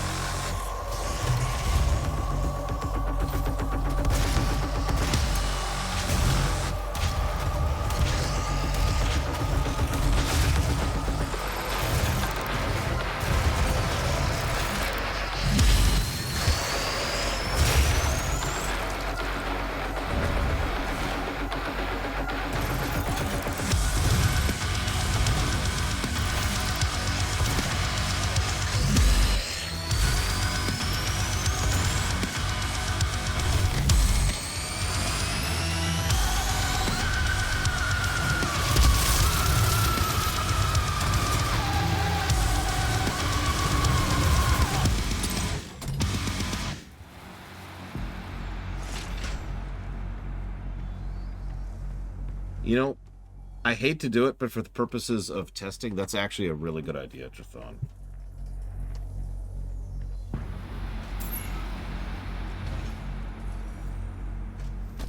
it really will. I mean that it's a valid way to really demonstrate how much the music is doing some lifting here, or I guess more accurately, how much lifting the music's doing. No, I haven't done any other music tests for this one. I don't know, don't you? I'm going to try to check that off the top of my head. Unless it's just on Steam, in which case, never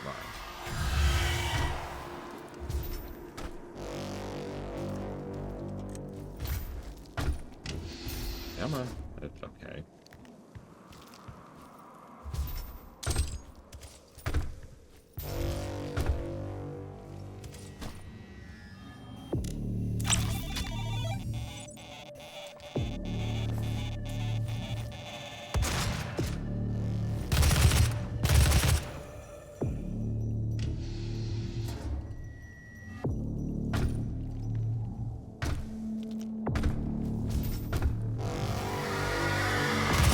If I was going to do a musical test here, what I'd probably do is, like, I don't even have a song, but, like, imagine some really beatific, like, Italian opera.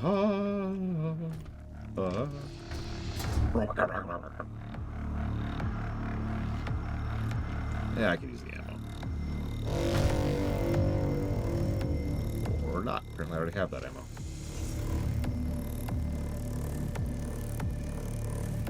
Just play the opera I can't pronounce from FF6.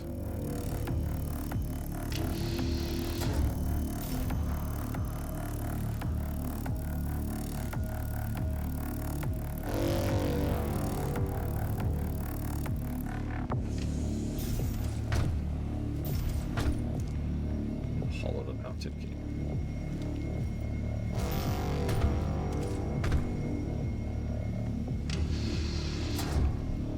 You know what? That would be funny, Blue. Ah! That's not what I wanted at all.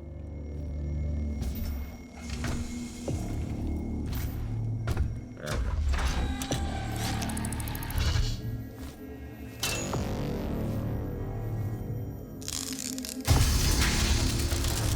Chicken Big Mac?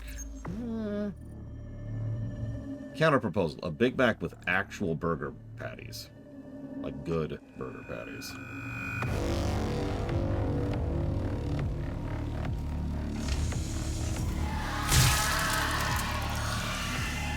Don't clip that.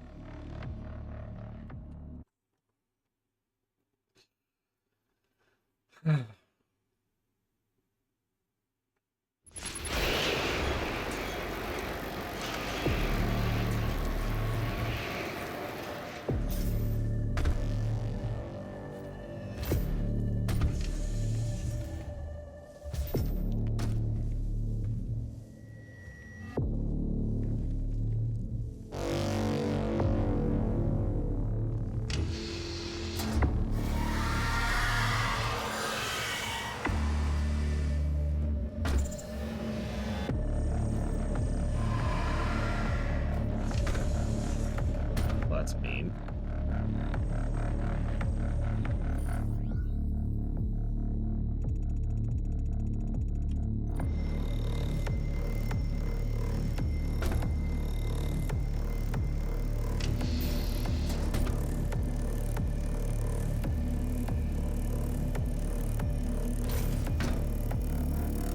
Yeah, can I just rip that fence away so I can get my frickin' sniper rifle mode? Please.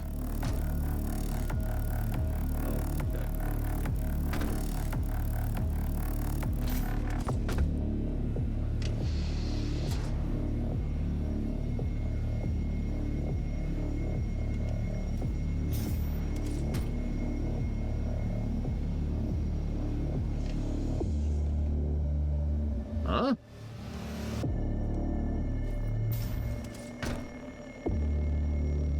Okay, never mind. Ignore me.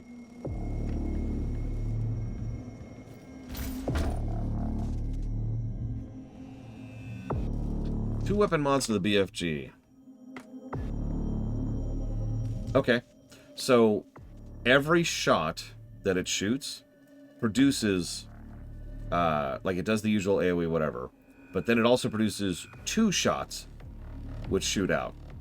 And they have to actually hit an enemy, but each shot that hits an enemy produces 2 additional shots that splay out randomly from whatever they hit. So you get like 50 things in a bundle, and it just goes... That's weapon mod number 1.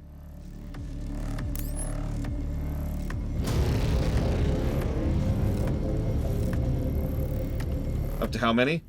I think the real limiter there would be on enemy design.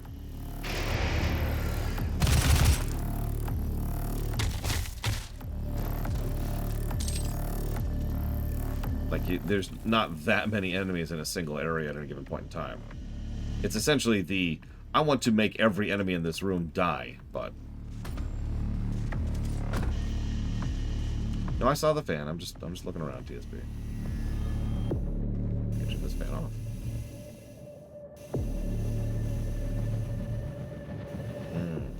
Okay.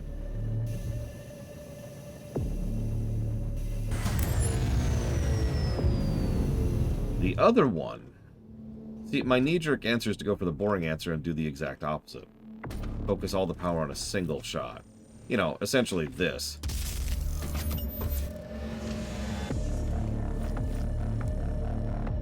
So.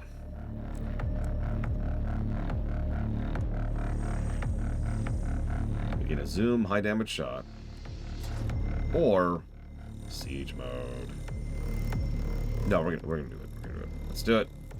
Literally just because I've never done it before.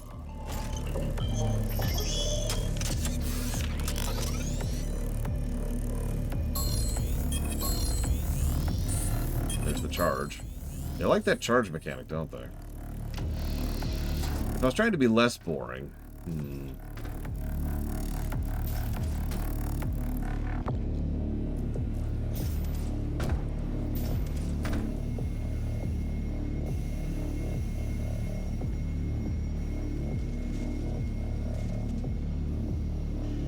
Are you familiar, I guess, how familiar are you with the Assassin's Creed series, Platonia?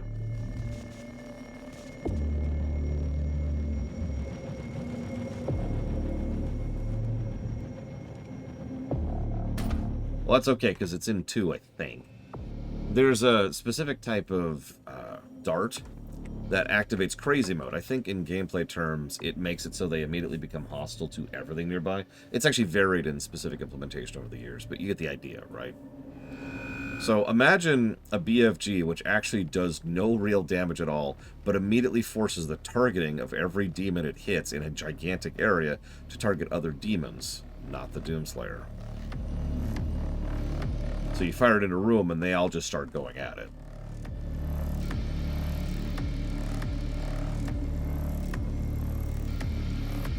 Probably for like X amount of time or something. Yeah, a conversion orb. BFG Labs, hint number 2. Free Gauss rifle. Or, excuse me, cannon.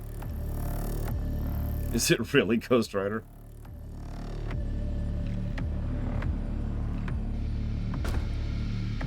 I mean, ironically, another thing that would be very useful about such an object, or such a type of weapon, would be a black hole gun. In other words, I want everything to be in exactly one spot. Which is really, really useful for how many AoE options we have, not the least of which being just the basic frickin' grenade.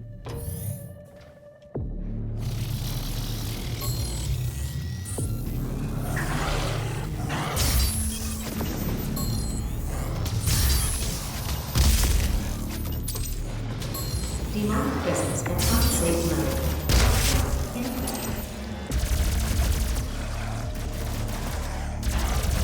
Look, there's only so many types of weapons that exist, Ghost Rider. I don't know what you want from me.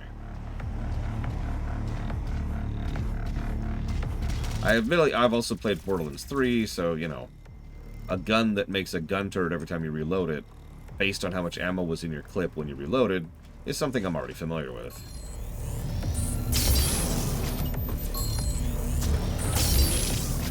Well, that does do a crap ton of damage. Very visceral, though.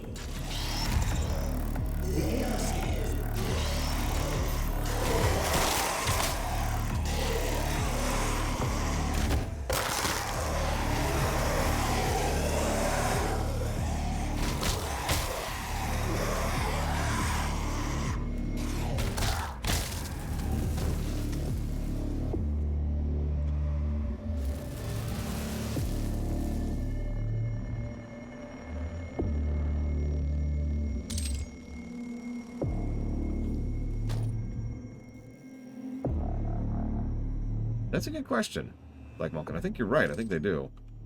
So why does the sniper shot not?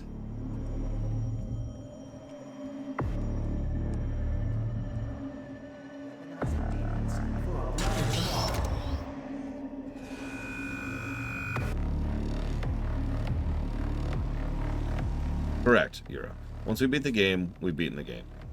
I'll glance at multiplayer, but that's kind of it.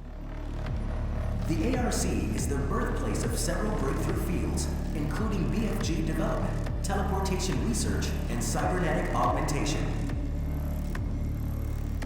Oh, God. Okay, I get you, Reggie. So, the Super BFG mode turns whatever it hits into a Baneling. And every Baneling that explodes turns out of the people that are hit by it into other Banelings.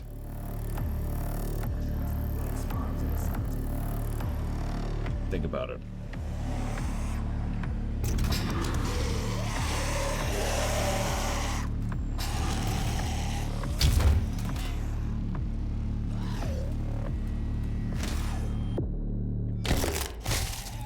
Damn it. I'm trying to get the head twist one, and it's just not working for some reason. It's supposed to be attack lower right leg or head from behind. Theoretical design for the BFG 9000 was first put forward by the R&D department, the Advanced Research Complex, and the concept was later given its own funding program. The BFG division was formed to develop a working design. Several prototype weapons have since been made. The prototypes never went to full production due to numerous testing accidents and deadly radiation spikes produced. Previous versions of the weapon had slightly different energy patterns due to the current generation. Some released solitary argent spheres that unleashed deadly wave on impact, others formed a laser that cut through anything in its path. The current prototype creates an argent stream that seeks out targets and boils them alive.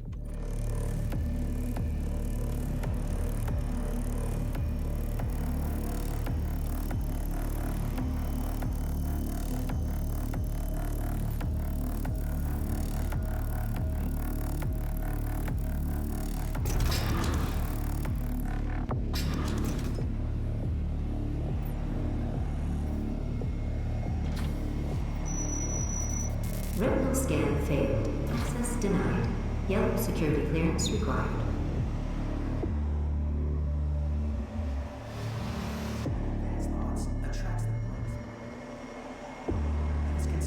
Oh god, that would be horrifying, Blinktable.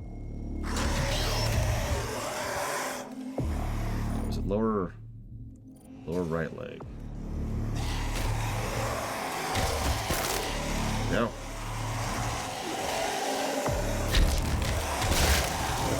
Okay. No, this is not the BFG. We don't have it yet.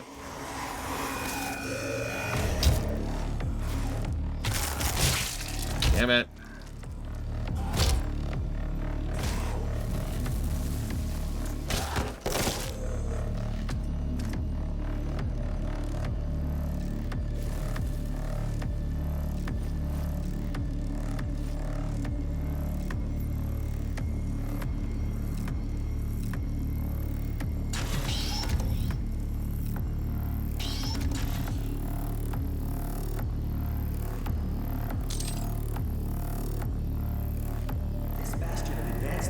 Attracts the brightest minds in the scientific community and is considered humanity's brain trust.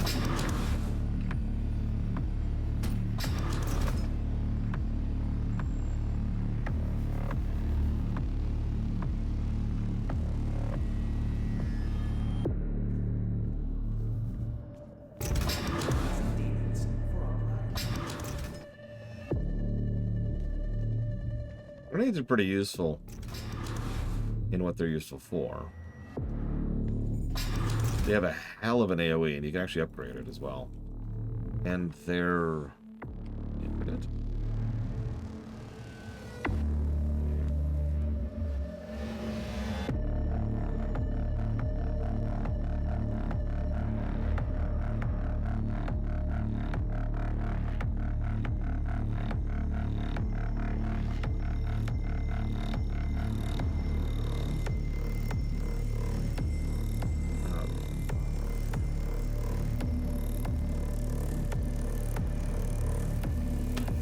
Come here.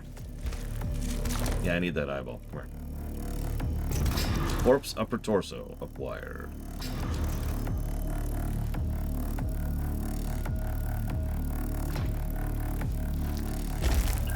Access granted. I Hello. do love numbers being incorrect off of Twitch account. Biometric mismatch detected. Scanning. Unauthorized personnel confirmed. Expulsion to commence in 5, 4, 3, 2, 1.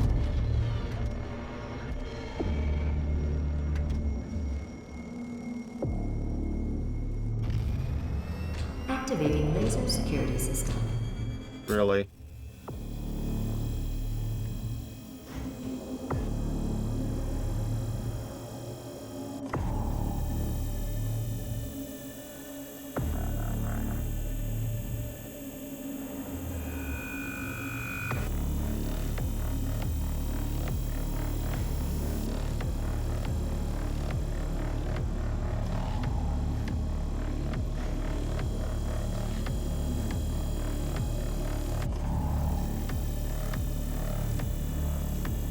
I mean, it makes sense that they don't want anybody using the BFG, really.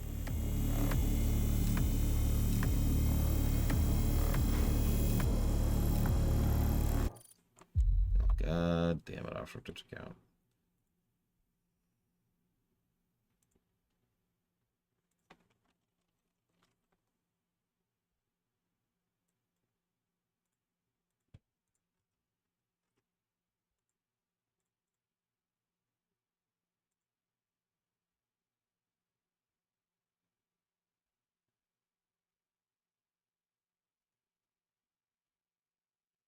What did we play right before Doom? Star Trek Resurgence. Yep, which has a -5. Yep, okay, that's what it was.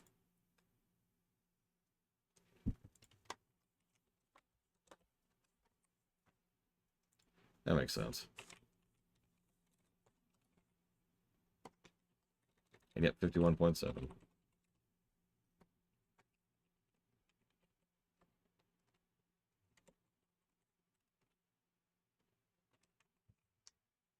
No, all the data there is from Star Trek Resurgence. That's all.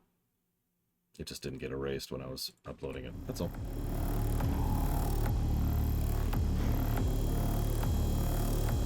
Yeah, one BFG would be bad. So I get it. I'm supposed to do something here. Just give me a second. Let me wait till the next cycle. I had to fix the website, okay? Give me a break.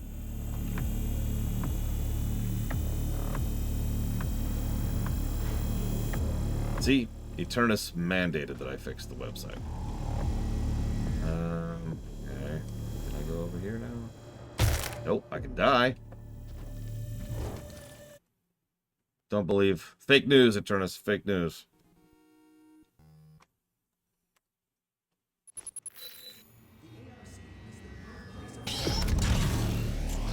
Biometric mismatch detected. Scanning. Okay.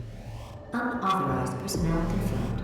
Expulsion to commence in 5, But I know what one's gonna be. 4, 3, 2, 1.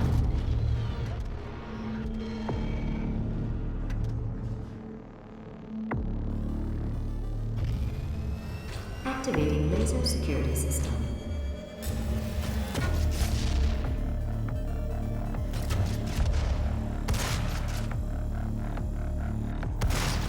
I'm running on a pretty small amount of sleep. In fact, I'm sincerely considering taking an early lunch break just so I can lay down for a bit. But otherwise, I'm doing good. Thankfully, I'm playing a really good game today, so... I am eternally curious, no pun intended, if this or Eternal is going to end up outscoring the other.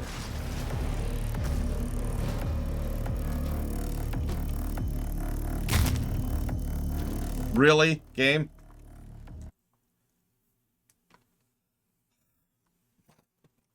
Woo. I mean, one of these two games is going to beat Modern Warfare 2, right? Surely, surely, surely. Because let's be honest, that's the competition. Biometric mismatch detected. Scanning. Unauthorized personnel confirmed.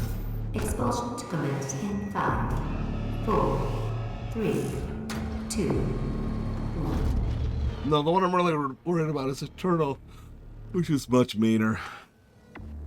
We are going to start off on easy in Eternal, to give you an idea. Activating laser security system. not like I couldn't play on easy, or excuse me, normal, or hard. But nobody wants to see that slogfest.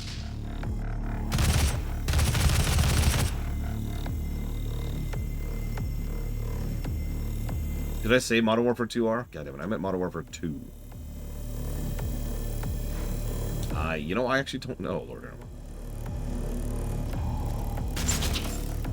That's an interesting question, Black Vulcan. And a question from people more intelligent than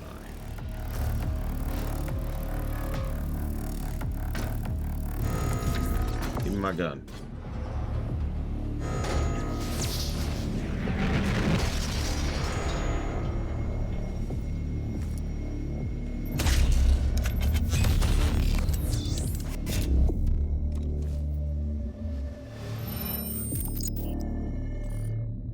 When correctly charged, ionized, and compressed, deadly packets of Argent energy can be released in a controlled manner at a velocity and potential energy quota far exceeding conventional weapons.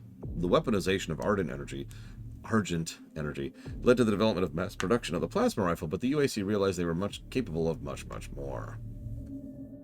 The BFG 9000 is the culmination of those efforts. Only one prototype of the final weapon exists, and it is housed deep within the ARC in the BFG division. This weapon delivers streams of supercharged Argent energy to multiple targets, and is to some extent self-guiding. The streams will seek any cache of Argent it can find, usually demons, or human test subjects that have Argent beacons surgically implanted. When the streams find their targets, they release all stored energy in a fraction of a second, delivering an electrical shock that instantly boils the blood and fatty tissue of the recipient. Spontaneous explosion of the subject often follows.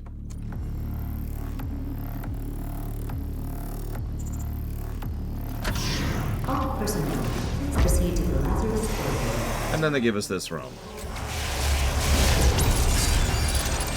So we can do that.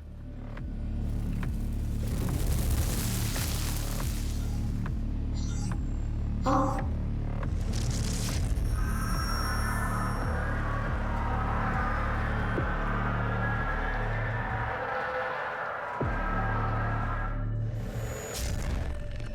You guys were literally sacrificing to demons. What did you think was going to happen?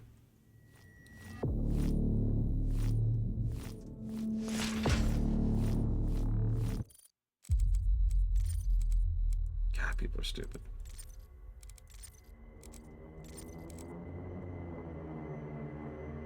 T. You didn't remember that. T is the BFG.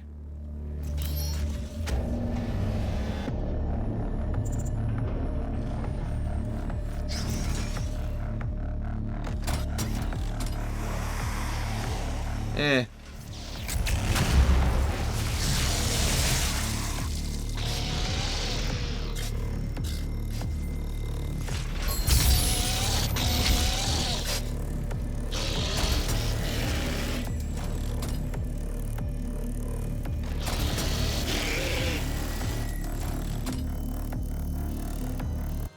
Get some good rest, Dark Day. And thank you always. You know, that's a good point, Lord Harriman. Dragon Age 2 kind of dealt with that too. I have given in to blood magic. You realize what that means, right? Yes, it means I will have the power to finally... Oh god, my skin is boiling. Doom Dark Age, Resident Evil Block, and FF16. Thank you, Dark Day, very much. Yeah, this is one of my favorite guns in all of gaming. It's a triple chain gun. It's exactly what it sounds like. Thank you, Eternus, for the subs, as always.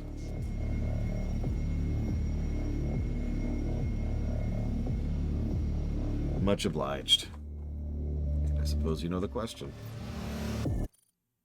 Oops, wrong screen.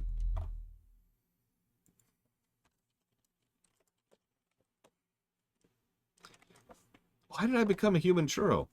I'm a demon. I didn't think you'd do that to me. Why? Space Marine 2. Armored Queen. Oh, 6. FF16. It's getting too close. I need to raise my rates. I'm suddenly charging $500 extra for any game that has 16 in the title. Oh, this looks like an arena. Maybe. Looks like an arena. So let's do our set. Let's do this. Let's do this. Let's do the unthinkable.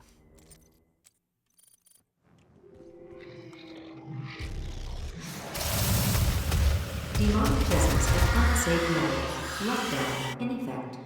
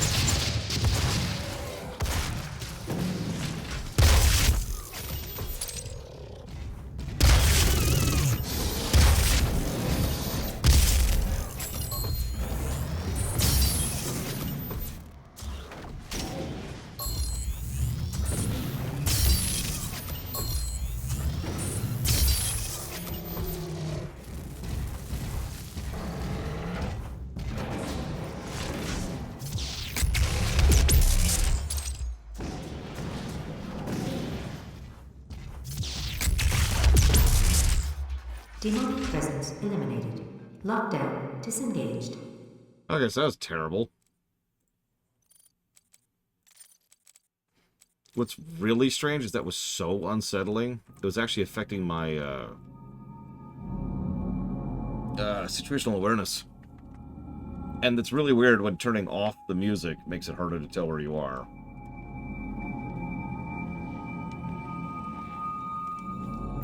That might just be me being thrown by it, if I'm being honest, but I am speaking sincerely. I actually had trouble telling where I was a couple of times.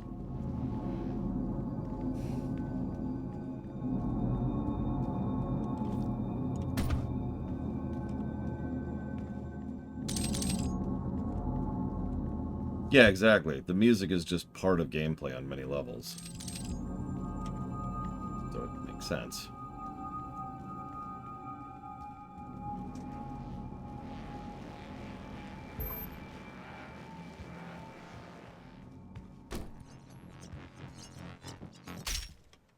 Does any weapon in this game feel bad?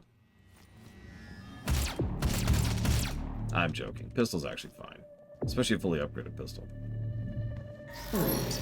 Lazarus service elevator now arriving. Demonic presence at unsafe levels. Lockdown. So this is what it's supposed to sound like.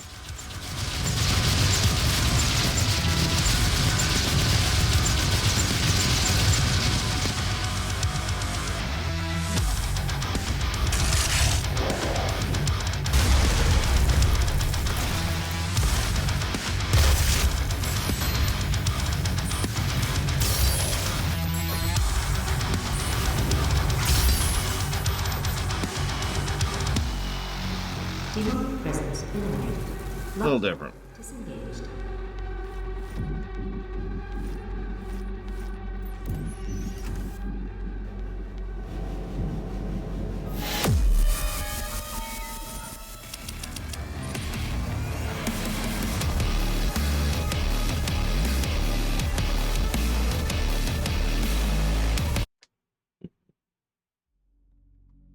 Hmm.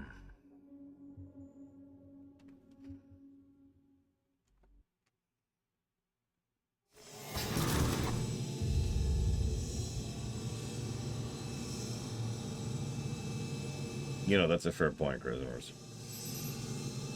It's too easy to enjoy the music. You'll find the Helix Stone in Olivia's private archival lab deep within this facility. Few have ever seen the stone. But if you came to us for a reason, you might be able to see something in it we haven't.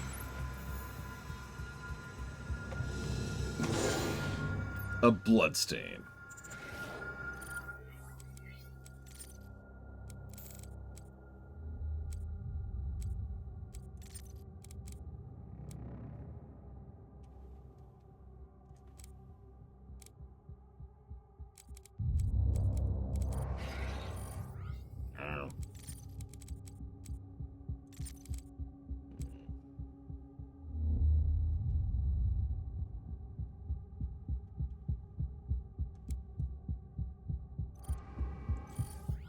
I mean, it's doing a decent chunk there, if you thought. At least for the vibes.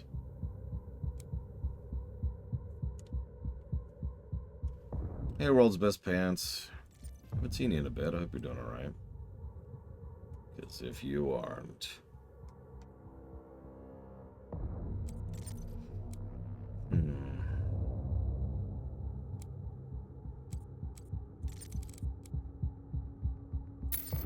Let's go and grab these two. Summoners. And thank you for the sub, World's Best Pants. As always. If you know what you want to put that towards, remember up to 3 things. Please let me know.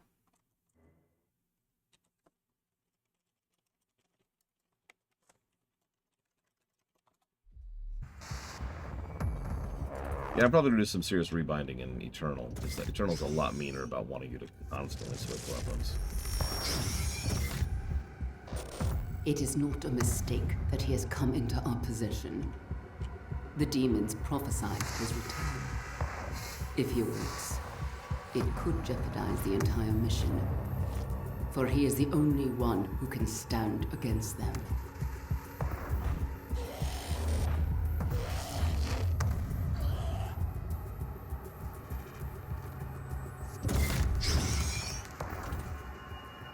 They call him the Dovahki. Dragonborn! Ba-da-da! Ba-da-da! Ba-da-da! Dun-dun-dun-dun. Attention to all Lazarus personnel. There will be an open forum to resolve any questions or concerns on the initiative to weaponize the demons. Report to the chapel at 1400 hours. Please save your word before attending. What?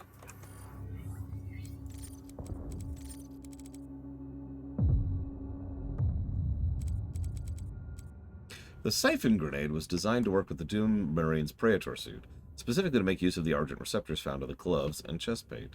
The grenade has 3 stages. When primed, it releases a positively charged particle field around itself and the operator's hand. Then, when the grenade is released and explodes, it releases a negatively charged particle field over a distance of a few meters. The negatively charged particle field tracks Argent plasma from any demon caught in its radius, tearing the plasma from their cells.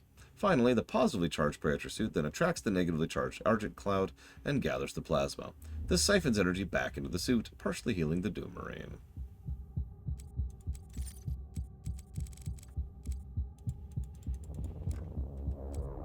Oh yeah, and Cybermancubus. The Mancubus strain of demon has long been subject to fascination amongst Lazarus Project scientists. Eager to understand the biology of these creatures, a team of biogenicists, led by Dr. Pierce herself, has formed to research and manipulate the behavior and effect of the creatures.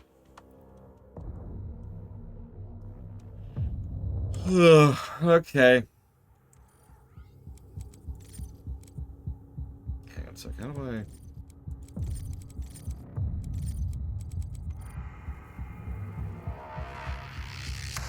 That is entirely up to you, Eternus. I am, as ever, Dancing Monkey. I will do as I am commanded.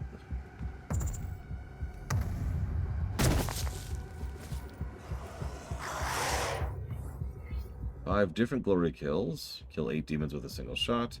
Play a game of demon destruction.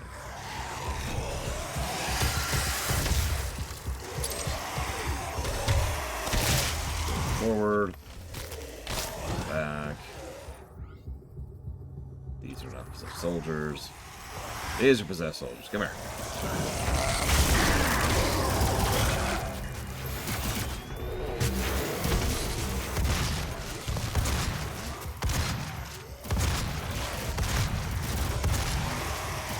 Excuse me.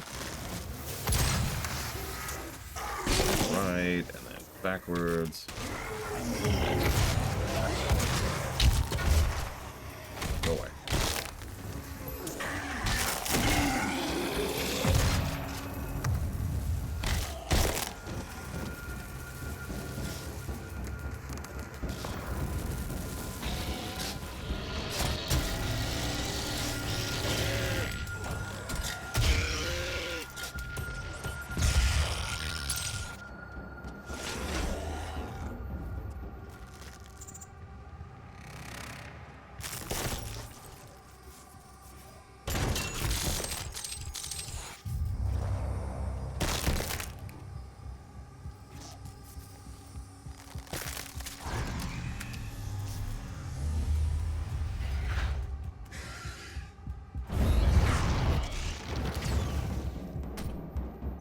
Yeah, I need to figure out what it's bound to.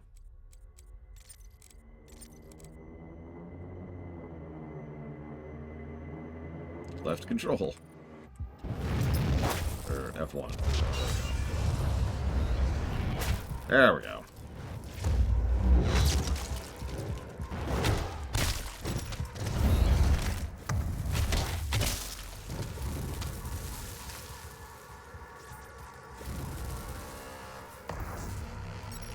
And yeah, I remember Act 1 of Quake 1 quite fondly. But then again, I remember the Act 1s of a lot of games quite fondly. I swear, the older I get, the more games I realize have Sunshine Syndrome to some extent or another.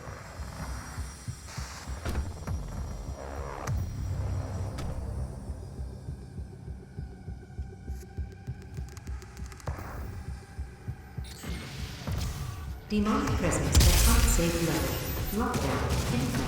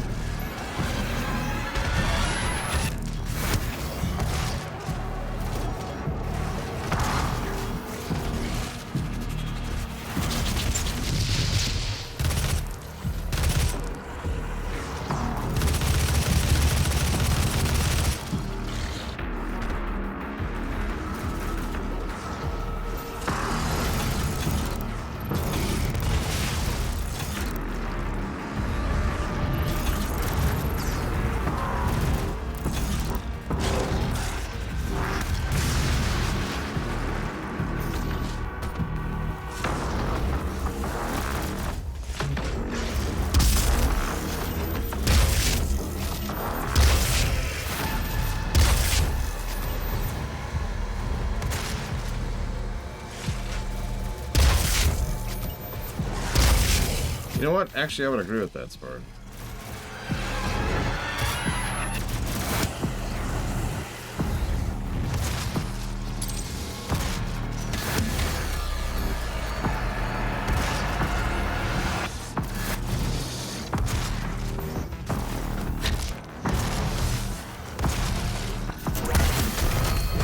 There we go. Got the challenge finally.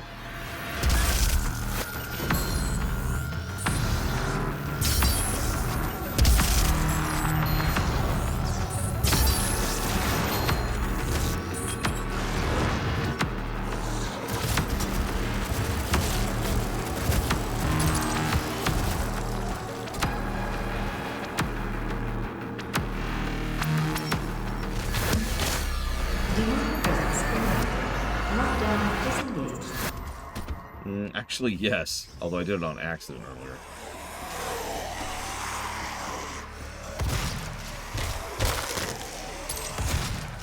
Volunteers are currently needed for the UAC's exciting new Revenant research program.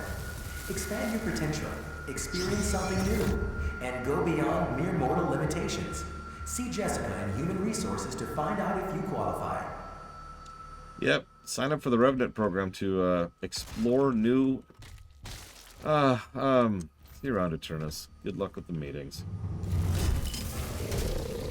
Olivia activated the Hell Wave from somewhere inside this facility. I did hope she could rise above their influence. I was wrong. She proved to be weaker than I thought she'd be.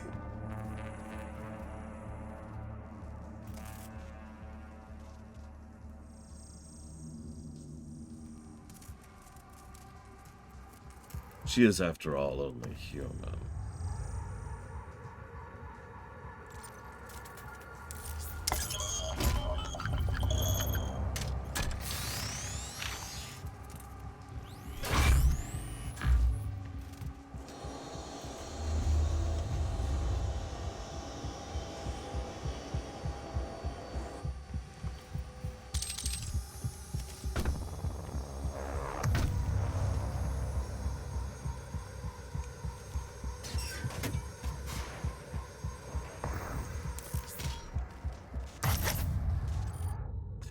UAC employees are advised to comply with any orders received from an elite guard. Their jurisdiction is absolute, answering only to the highest level executives of the UAC. If an elite guard kindly requests you accompany them to the Lazarus Labs, you will be going to the Lazarus Labs. With such powerful capabilities in each elite guard, it was deemed necessary to implant a kill chip in each uniform, so that it might be controlled should an uprising occur amongst their ranks. The kill chip responds to a Lazarus Wave signature that can only be broadcast by Samuel Hayden or Olivia Pierce. I guess that explains how they all died.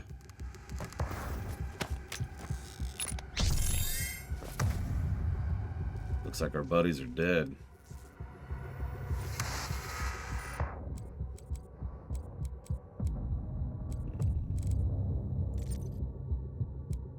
Yeah, let's switch weapons faster. Oh, I can't yet. Oh.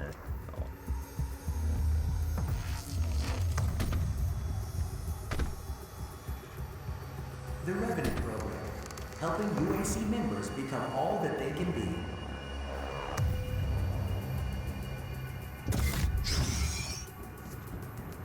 There's always going to be someone who watches someone somewhere. Oh, that was the right way. Yeah, darn it. Volunteers are currently needed for the UAC's exciting new Revenant research program. Expand your potential. I love that tidbit about the Revenant thing where they actually cannot kill people before they, graft things directly into them. Because it screws with the interface. Then they kill them and bring them back with the Lazarus Wave. It's like, you're going to be killed anyways, but your final moments will be really bad. That's something.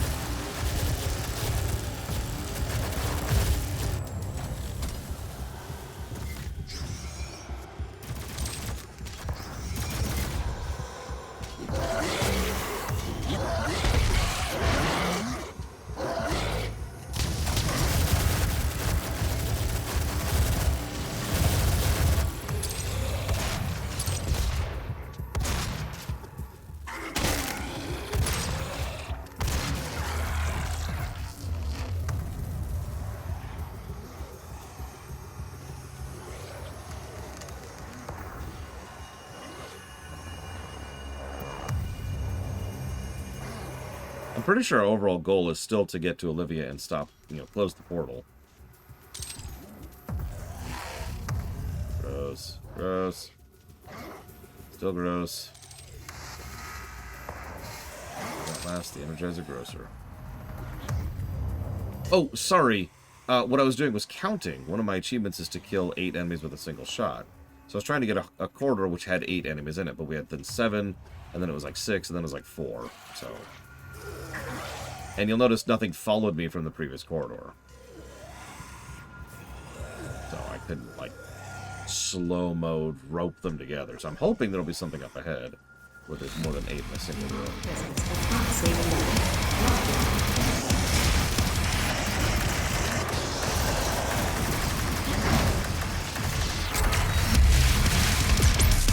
Nope, that was an 8.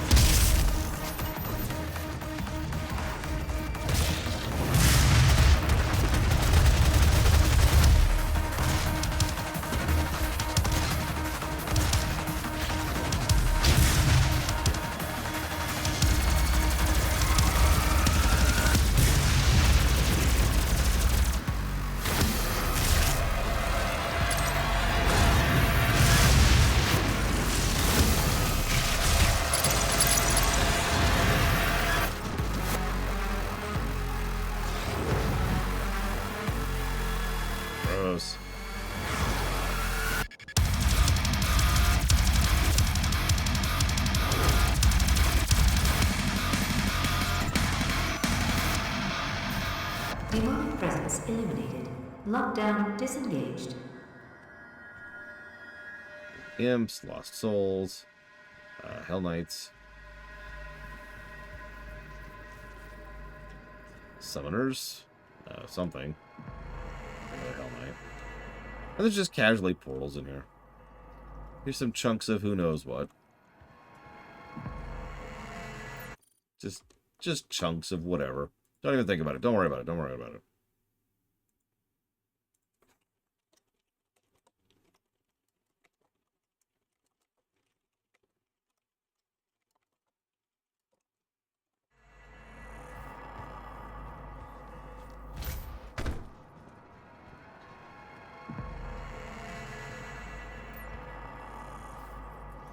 Where's that one? Oh yeah, 8. Yeah, that's the one I was just trying to do. Meh.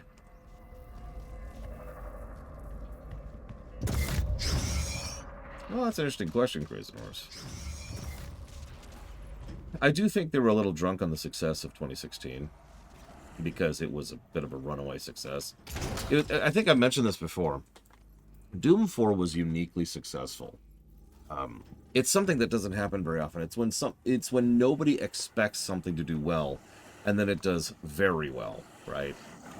Anytime that happens, whether it's in a movie or a... Oh, for Christ's sake. Well, I'll finish answering as soon as my connection to Twitch comes back. In a moment. To be continued. Oh, now this might work. There we go.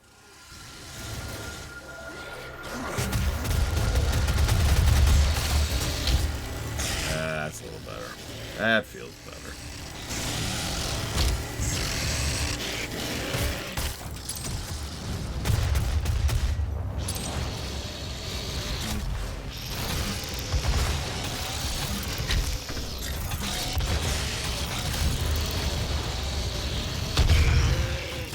Crazy Nurse is just breaking my internet over here. Breaking my connection to Twitch.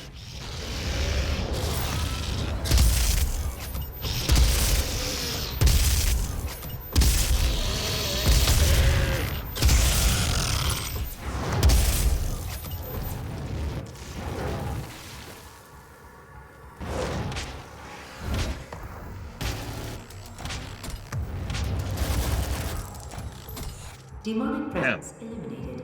Lockdown disengaged. Resilient? I think that comes purely down to maintenance, Lunareth. Anyways, Crazy Nurse, can you hear me so I can finish answering your damn question?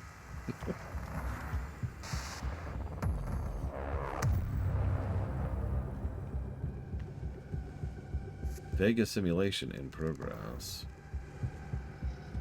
Oh, like accidental drop. See, that varies. Some controllers are super durable, like some of the Sony controllers will deal with a lot. But then again, some of them absolutely will not, because it's just like one circuit board inside of a rather large plastic frame. And same thing with keyboards. Some keyboards are basically bricks. No, Twitch has definitely been less stable lately. It definitely couldn't have anything to do with mass layoffs or anything like that. That would be insanity. Surely having having one person do the job of 5 people to maintain stability and do maintenance and upkeep it's the same thing, right? It's nobody cares, nobody notices. Anyways, hey,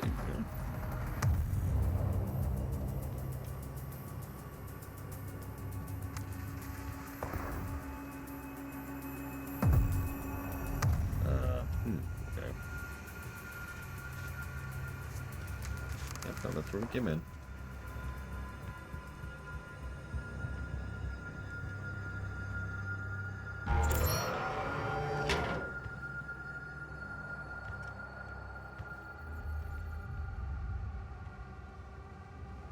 So, to finish answering the question, there's this phenomenon, and I don't know what it's called, where, you know, nobody expects a thing to be successful. Nobody's anticipating it. Or worse, people think it's going to bomb. And then it's actually really, really good, and it just becomes a runaway success. Those kind of situations tend to make things more successful than they otherwise would be, which I know sounds weird, but you know what I mean, right? In other words, if we are to presume that a game or a movie or a show of quality of 10 is expected to be a quality of 4, and then it does so well because everyone's expectations are so low that it functionally has the returns of a quality of a 15. Make sense? That was Doom 2016. Nobody expected this game to be good. And the overwhelming majority of people, including me, if you remember, we're all looking at this like, yeah, this is going to suck. And then it was Doom 4, and it's awesome, so hey. So I do actually think that had at least a little bit of influence on what was going on when it came to the development of Doom 5.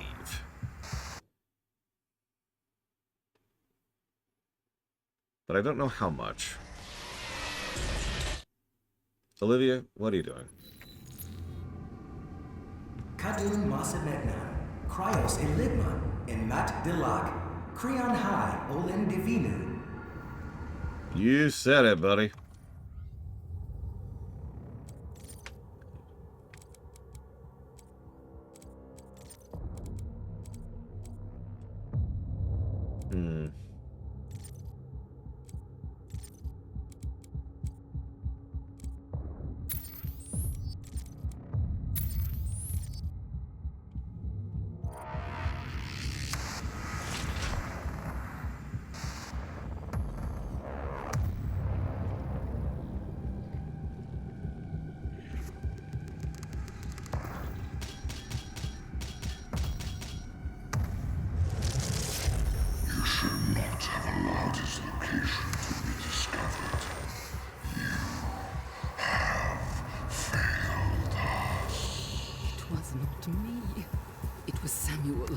He led them to his tomb.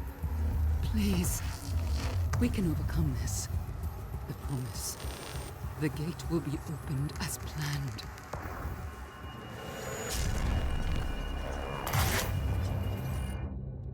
Samuel saw Olivia as a protege.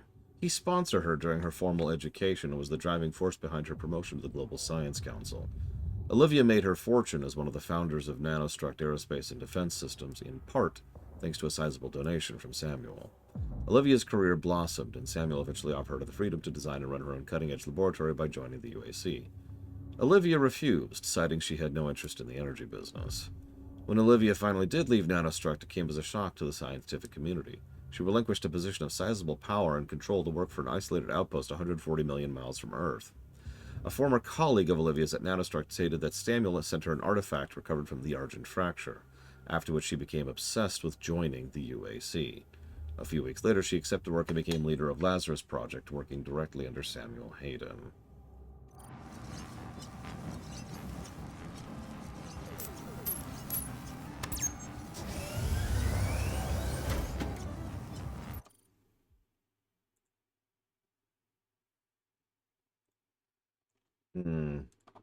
I mean, honestly, they probably didn't think about it to go at it, but who knows? Thank you, Fife. Always appreciate you. And we'll put that towards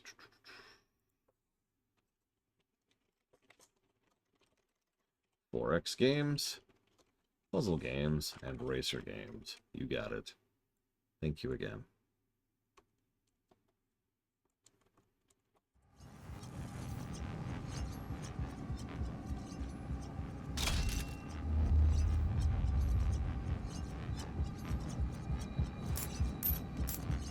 Manual security activated. All terminals now accessible. Grab this while we're here. Thief, Yura. Although that's actually in contention now. There's a couple of possibilities there. But it's either waiting for Thief or Mankind Divided.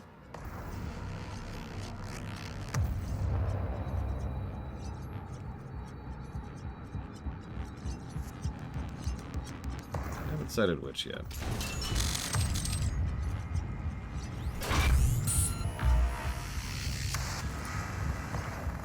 I have this weird memory of having issue with this upcoming arena, and I don't remember why.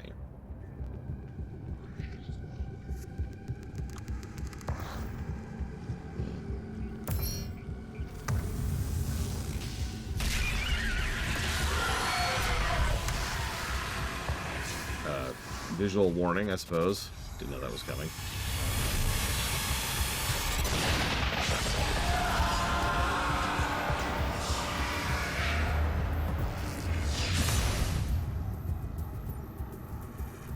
The Crucible.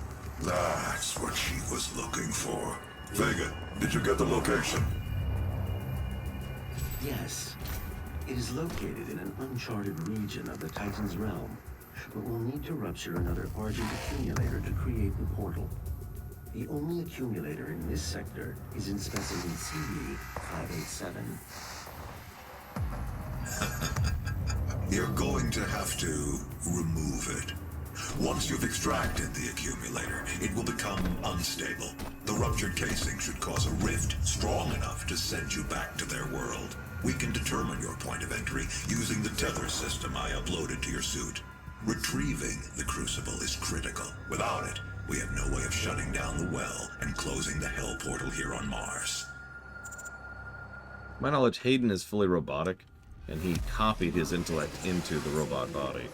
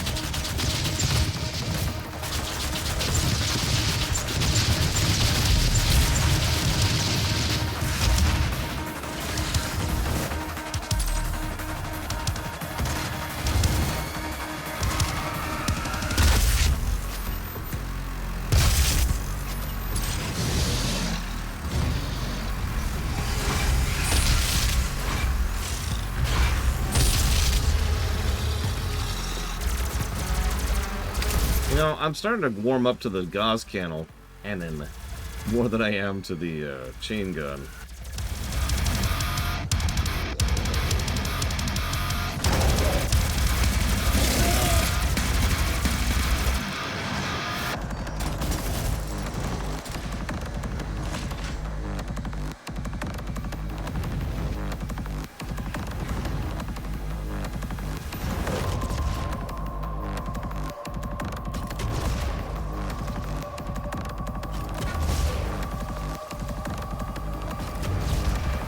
Demonic presence eliminated. Lockdown disengaged. I mean, there.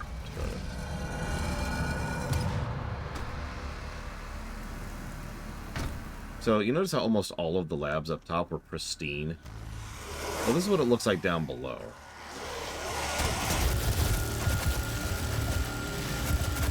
I would never cheat on Monica, except with Betsy. Betsy?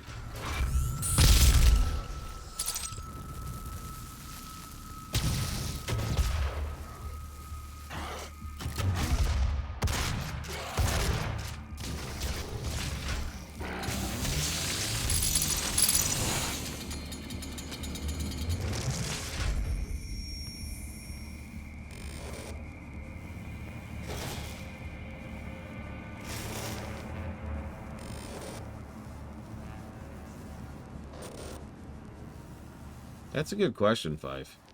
Because we know they essentially demand sacrifices for the demonic stuff they were doing here.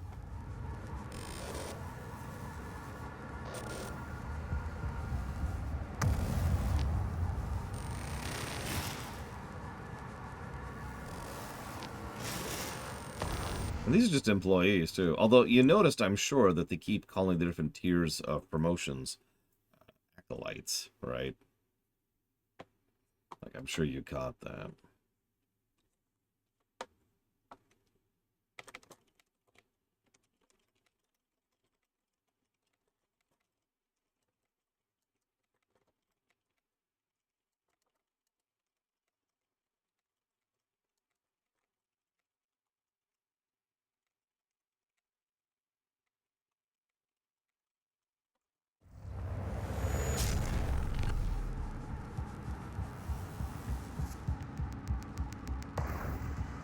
I'm gonna hope that that's not skin. Yeah, we're gonna assume that that's not skin. Yep.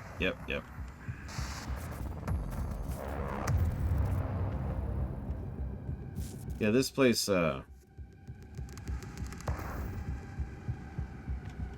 someone went wild for PB&J in here.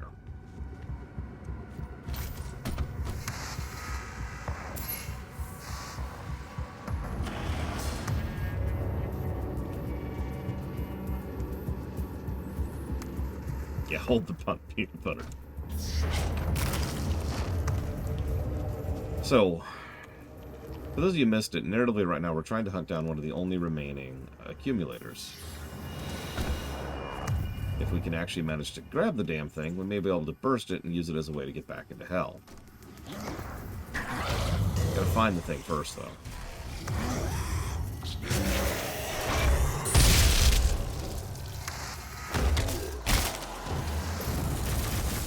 You know, believe it or not, I didn't hear any Satanic Panic stuff about this, but then again, I actually did a little digging into the Satanic Panic a while ago.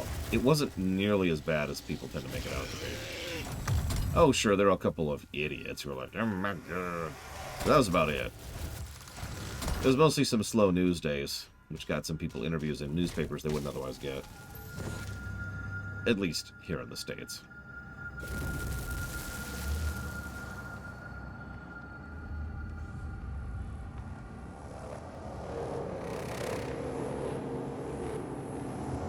Actually, no, I have not, Plutonia.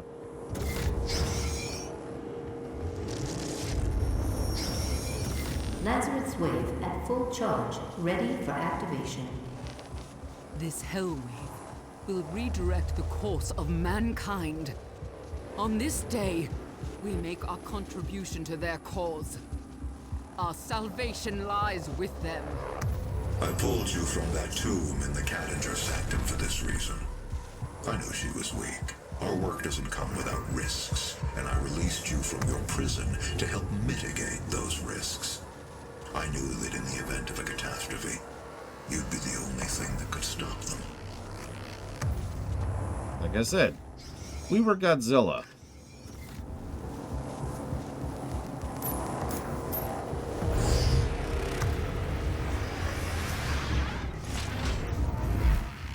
You know, that's actually a good question, Reggie, and I don't have a good answer for you.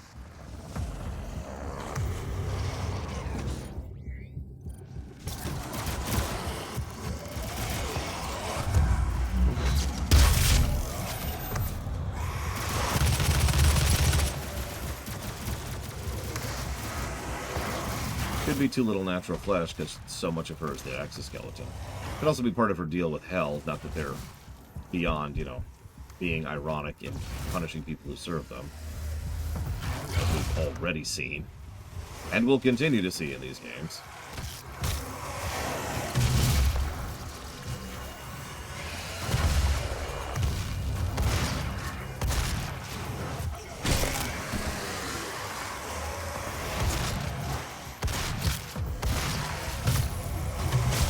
We do get one surprisingly good line of hers. It's the last line she says in the game that helps to characterize her. It's one of those things this game does very, very well, in my opinion. Brevity. It's like the very first thing she ever said. Which I forget the exact wording on, but it's the thing where she mentions that we could ruin everything. And that's all she says. But her tone, her posture, with one line, she implies a tremendous amount of characterization. Same thing with her last line, too. I'm not going to spoil it now, but you'll see it when we get there. Hopefully today. We're making good pace. We've got like 3 major levels left, something like that.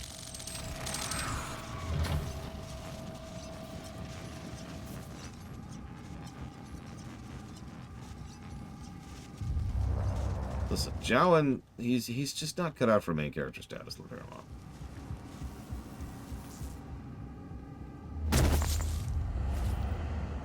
Demonic presence at unsafe levels. Lockdown in effect.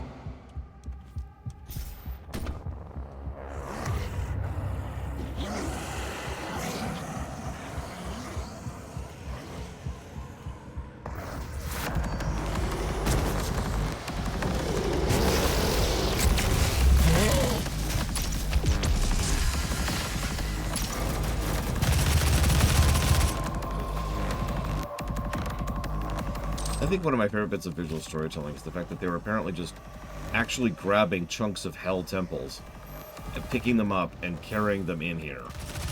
Just dragging them into Mars. Demonic presence at unsafe levels. Lockdown in effect. Because, you know, nothing about that screams bad idea. The worst part is, near as I can tell, they weren't even doing it for any given reason. Just, I wonder what this does.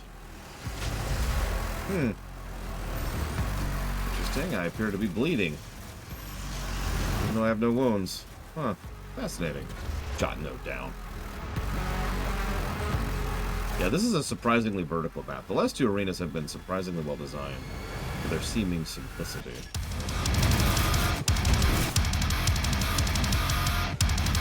Demonic presence at unsafe levels. Lockdown in effect.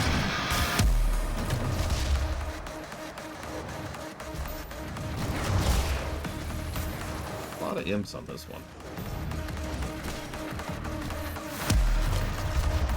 Yeah, there's a tentacle coming out of my chest. How unusual. Marcus, note this for the log. Tentacle tearing out of chest.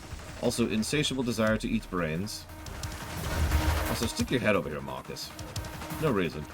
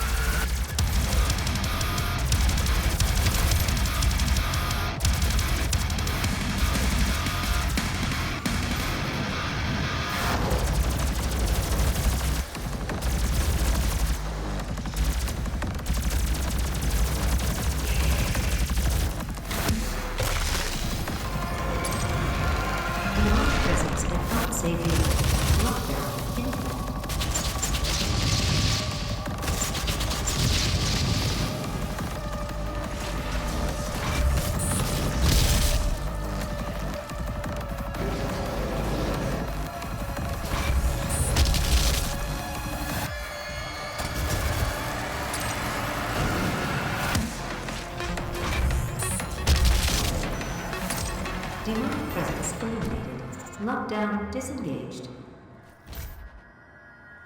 I was thinking the same thing, TSB.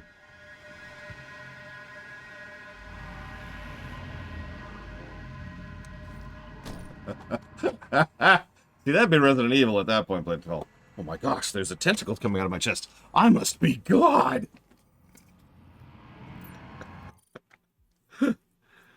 um,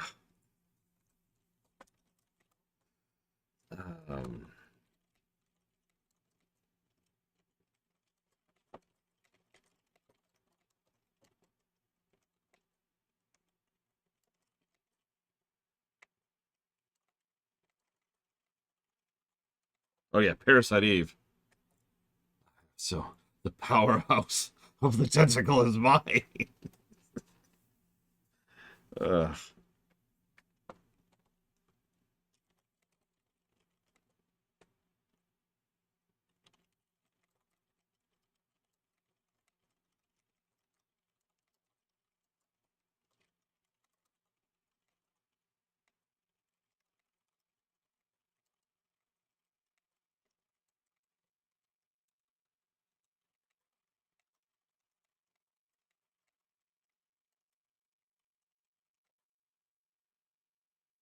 Oh my god. Could someone have a chat with the Elder and tell them to just chill? Okay? Just for 5 seconds. Okay? 1, 2, no. Chill.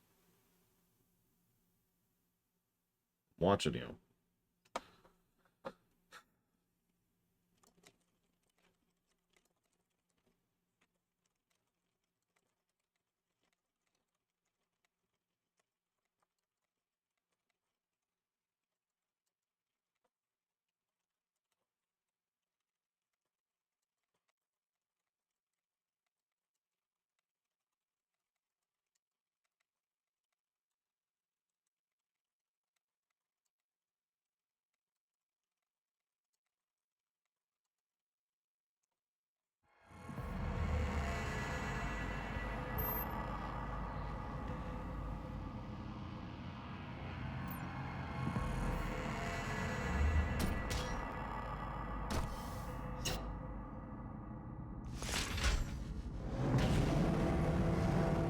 To rip out the Argent accumulator powering the Cyberdemon. Destabilizing the core will cause a rift that will send you back to hell. Once the Crucible is in your possession, we will pull you out. Wasn't that like a bug and he wasn't supposed to say that and give that away? Am I remembering that correctly?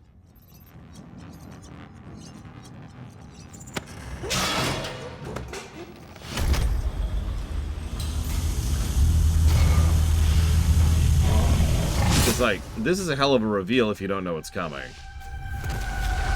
Ladies and gentlemen, that is the Cyberdemon.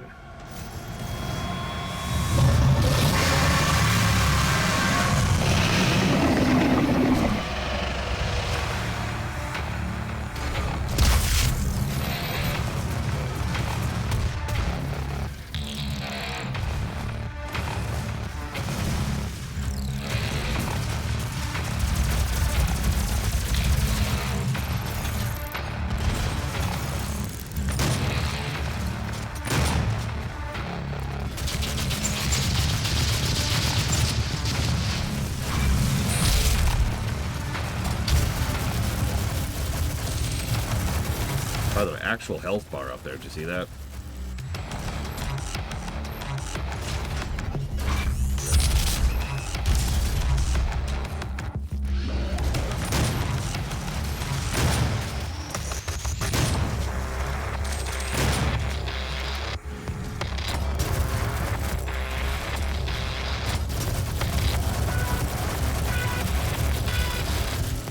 Lots of attacks, too.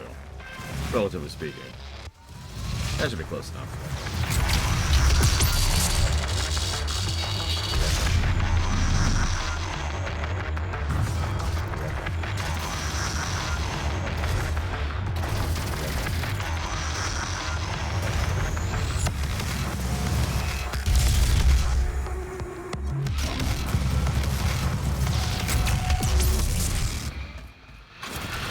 Give me that.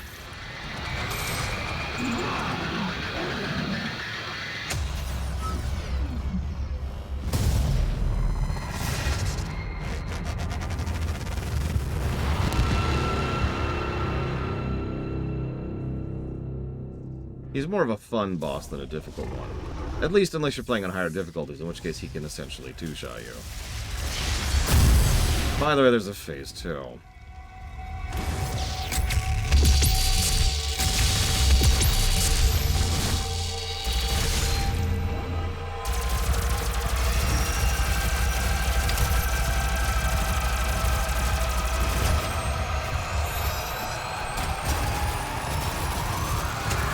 I love the logic of that. Of course he heals when he gets exposed to hell energy. It's what was powering him to begin with.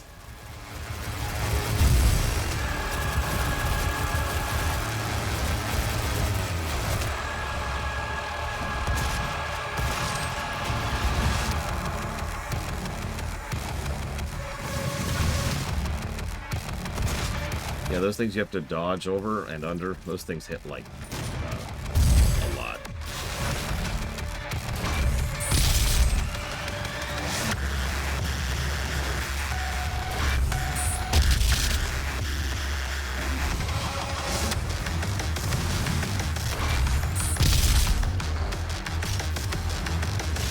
Try. Cool.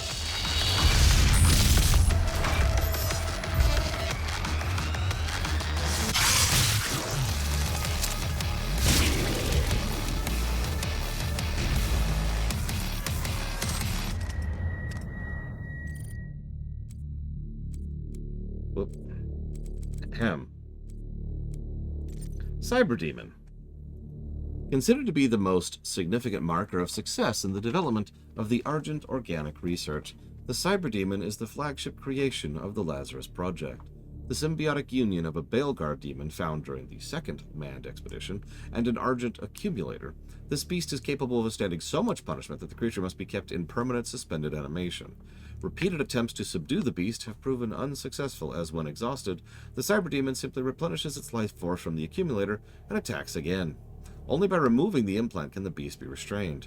The Cyberdemon remains in stasis for until a suitable method of control can be found. During the Cyberdemon reanimation project... excuse me. During the Cyberdemon reanimation project, the beast was kept alive by controlling the amount of plasmatic Argent energy it received. This kept the beast in an effectively brain-dead state, while additional components were cybernetically implanted. A neural pathway was created between the creature's brain and the Argent accumulator, allowing the creature to administer Argent power to any part of its body as needed. In hindsight, this neural pathway was a mistake, as once the pathway was activated, the dormant beast immediately administered Argent surge to the medulla oblongata, which allowed it to quickly restore motor function. Once active, the circulatory system quickly restored, and the beast regained full motor function within a few minutes. It's only through the bravery of Follower Jacobson that the beast was contained. Follower Jacobson willingly gave his own life as bait when he lured the giant Cyberdemon into holding Pen 6, where it could be contained. Unfortunately, there was no way to retrieve Jacobson once the door had been bolted, and he was sacrificed. A report following the incident suggests that this act was not instinct by the Cyberdemon, but rather a suggestion of a greater intelligence governing the will of any creature demon-born, a mastermind of sort. Research on this theory continues.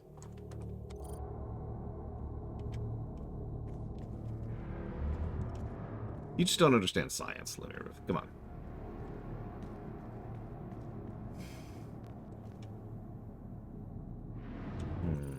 One moment, please.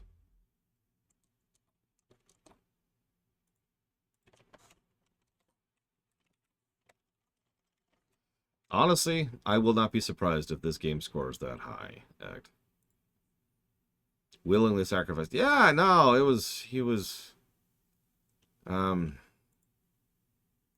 he did, yo.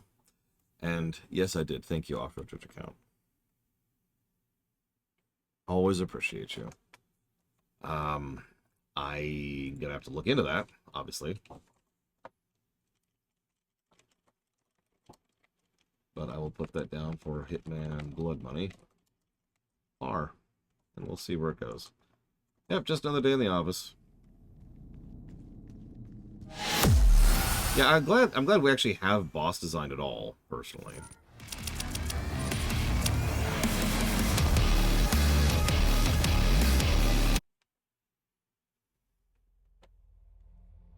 Yeah, we've got like the next hell stages. I forgot about this. I think I might take that early break so I can sleep now.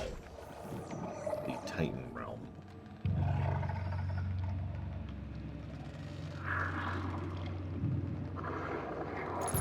So named because, well, that. No, I'm just tired. I didn't get a full night's sleep last night, and that's all there is to that. So, I will go ahead and see you guys after I've laid down for a bit.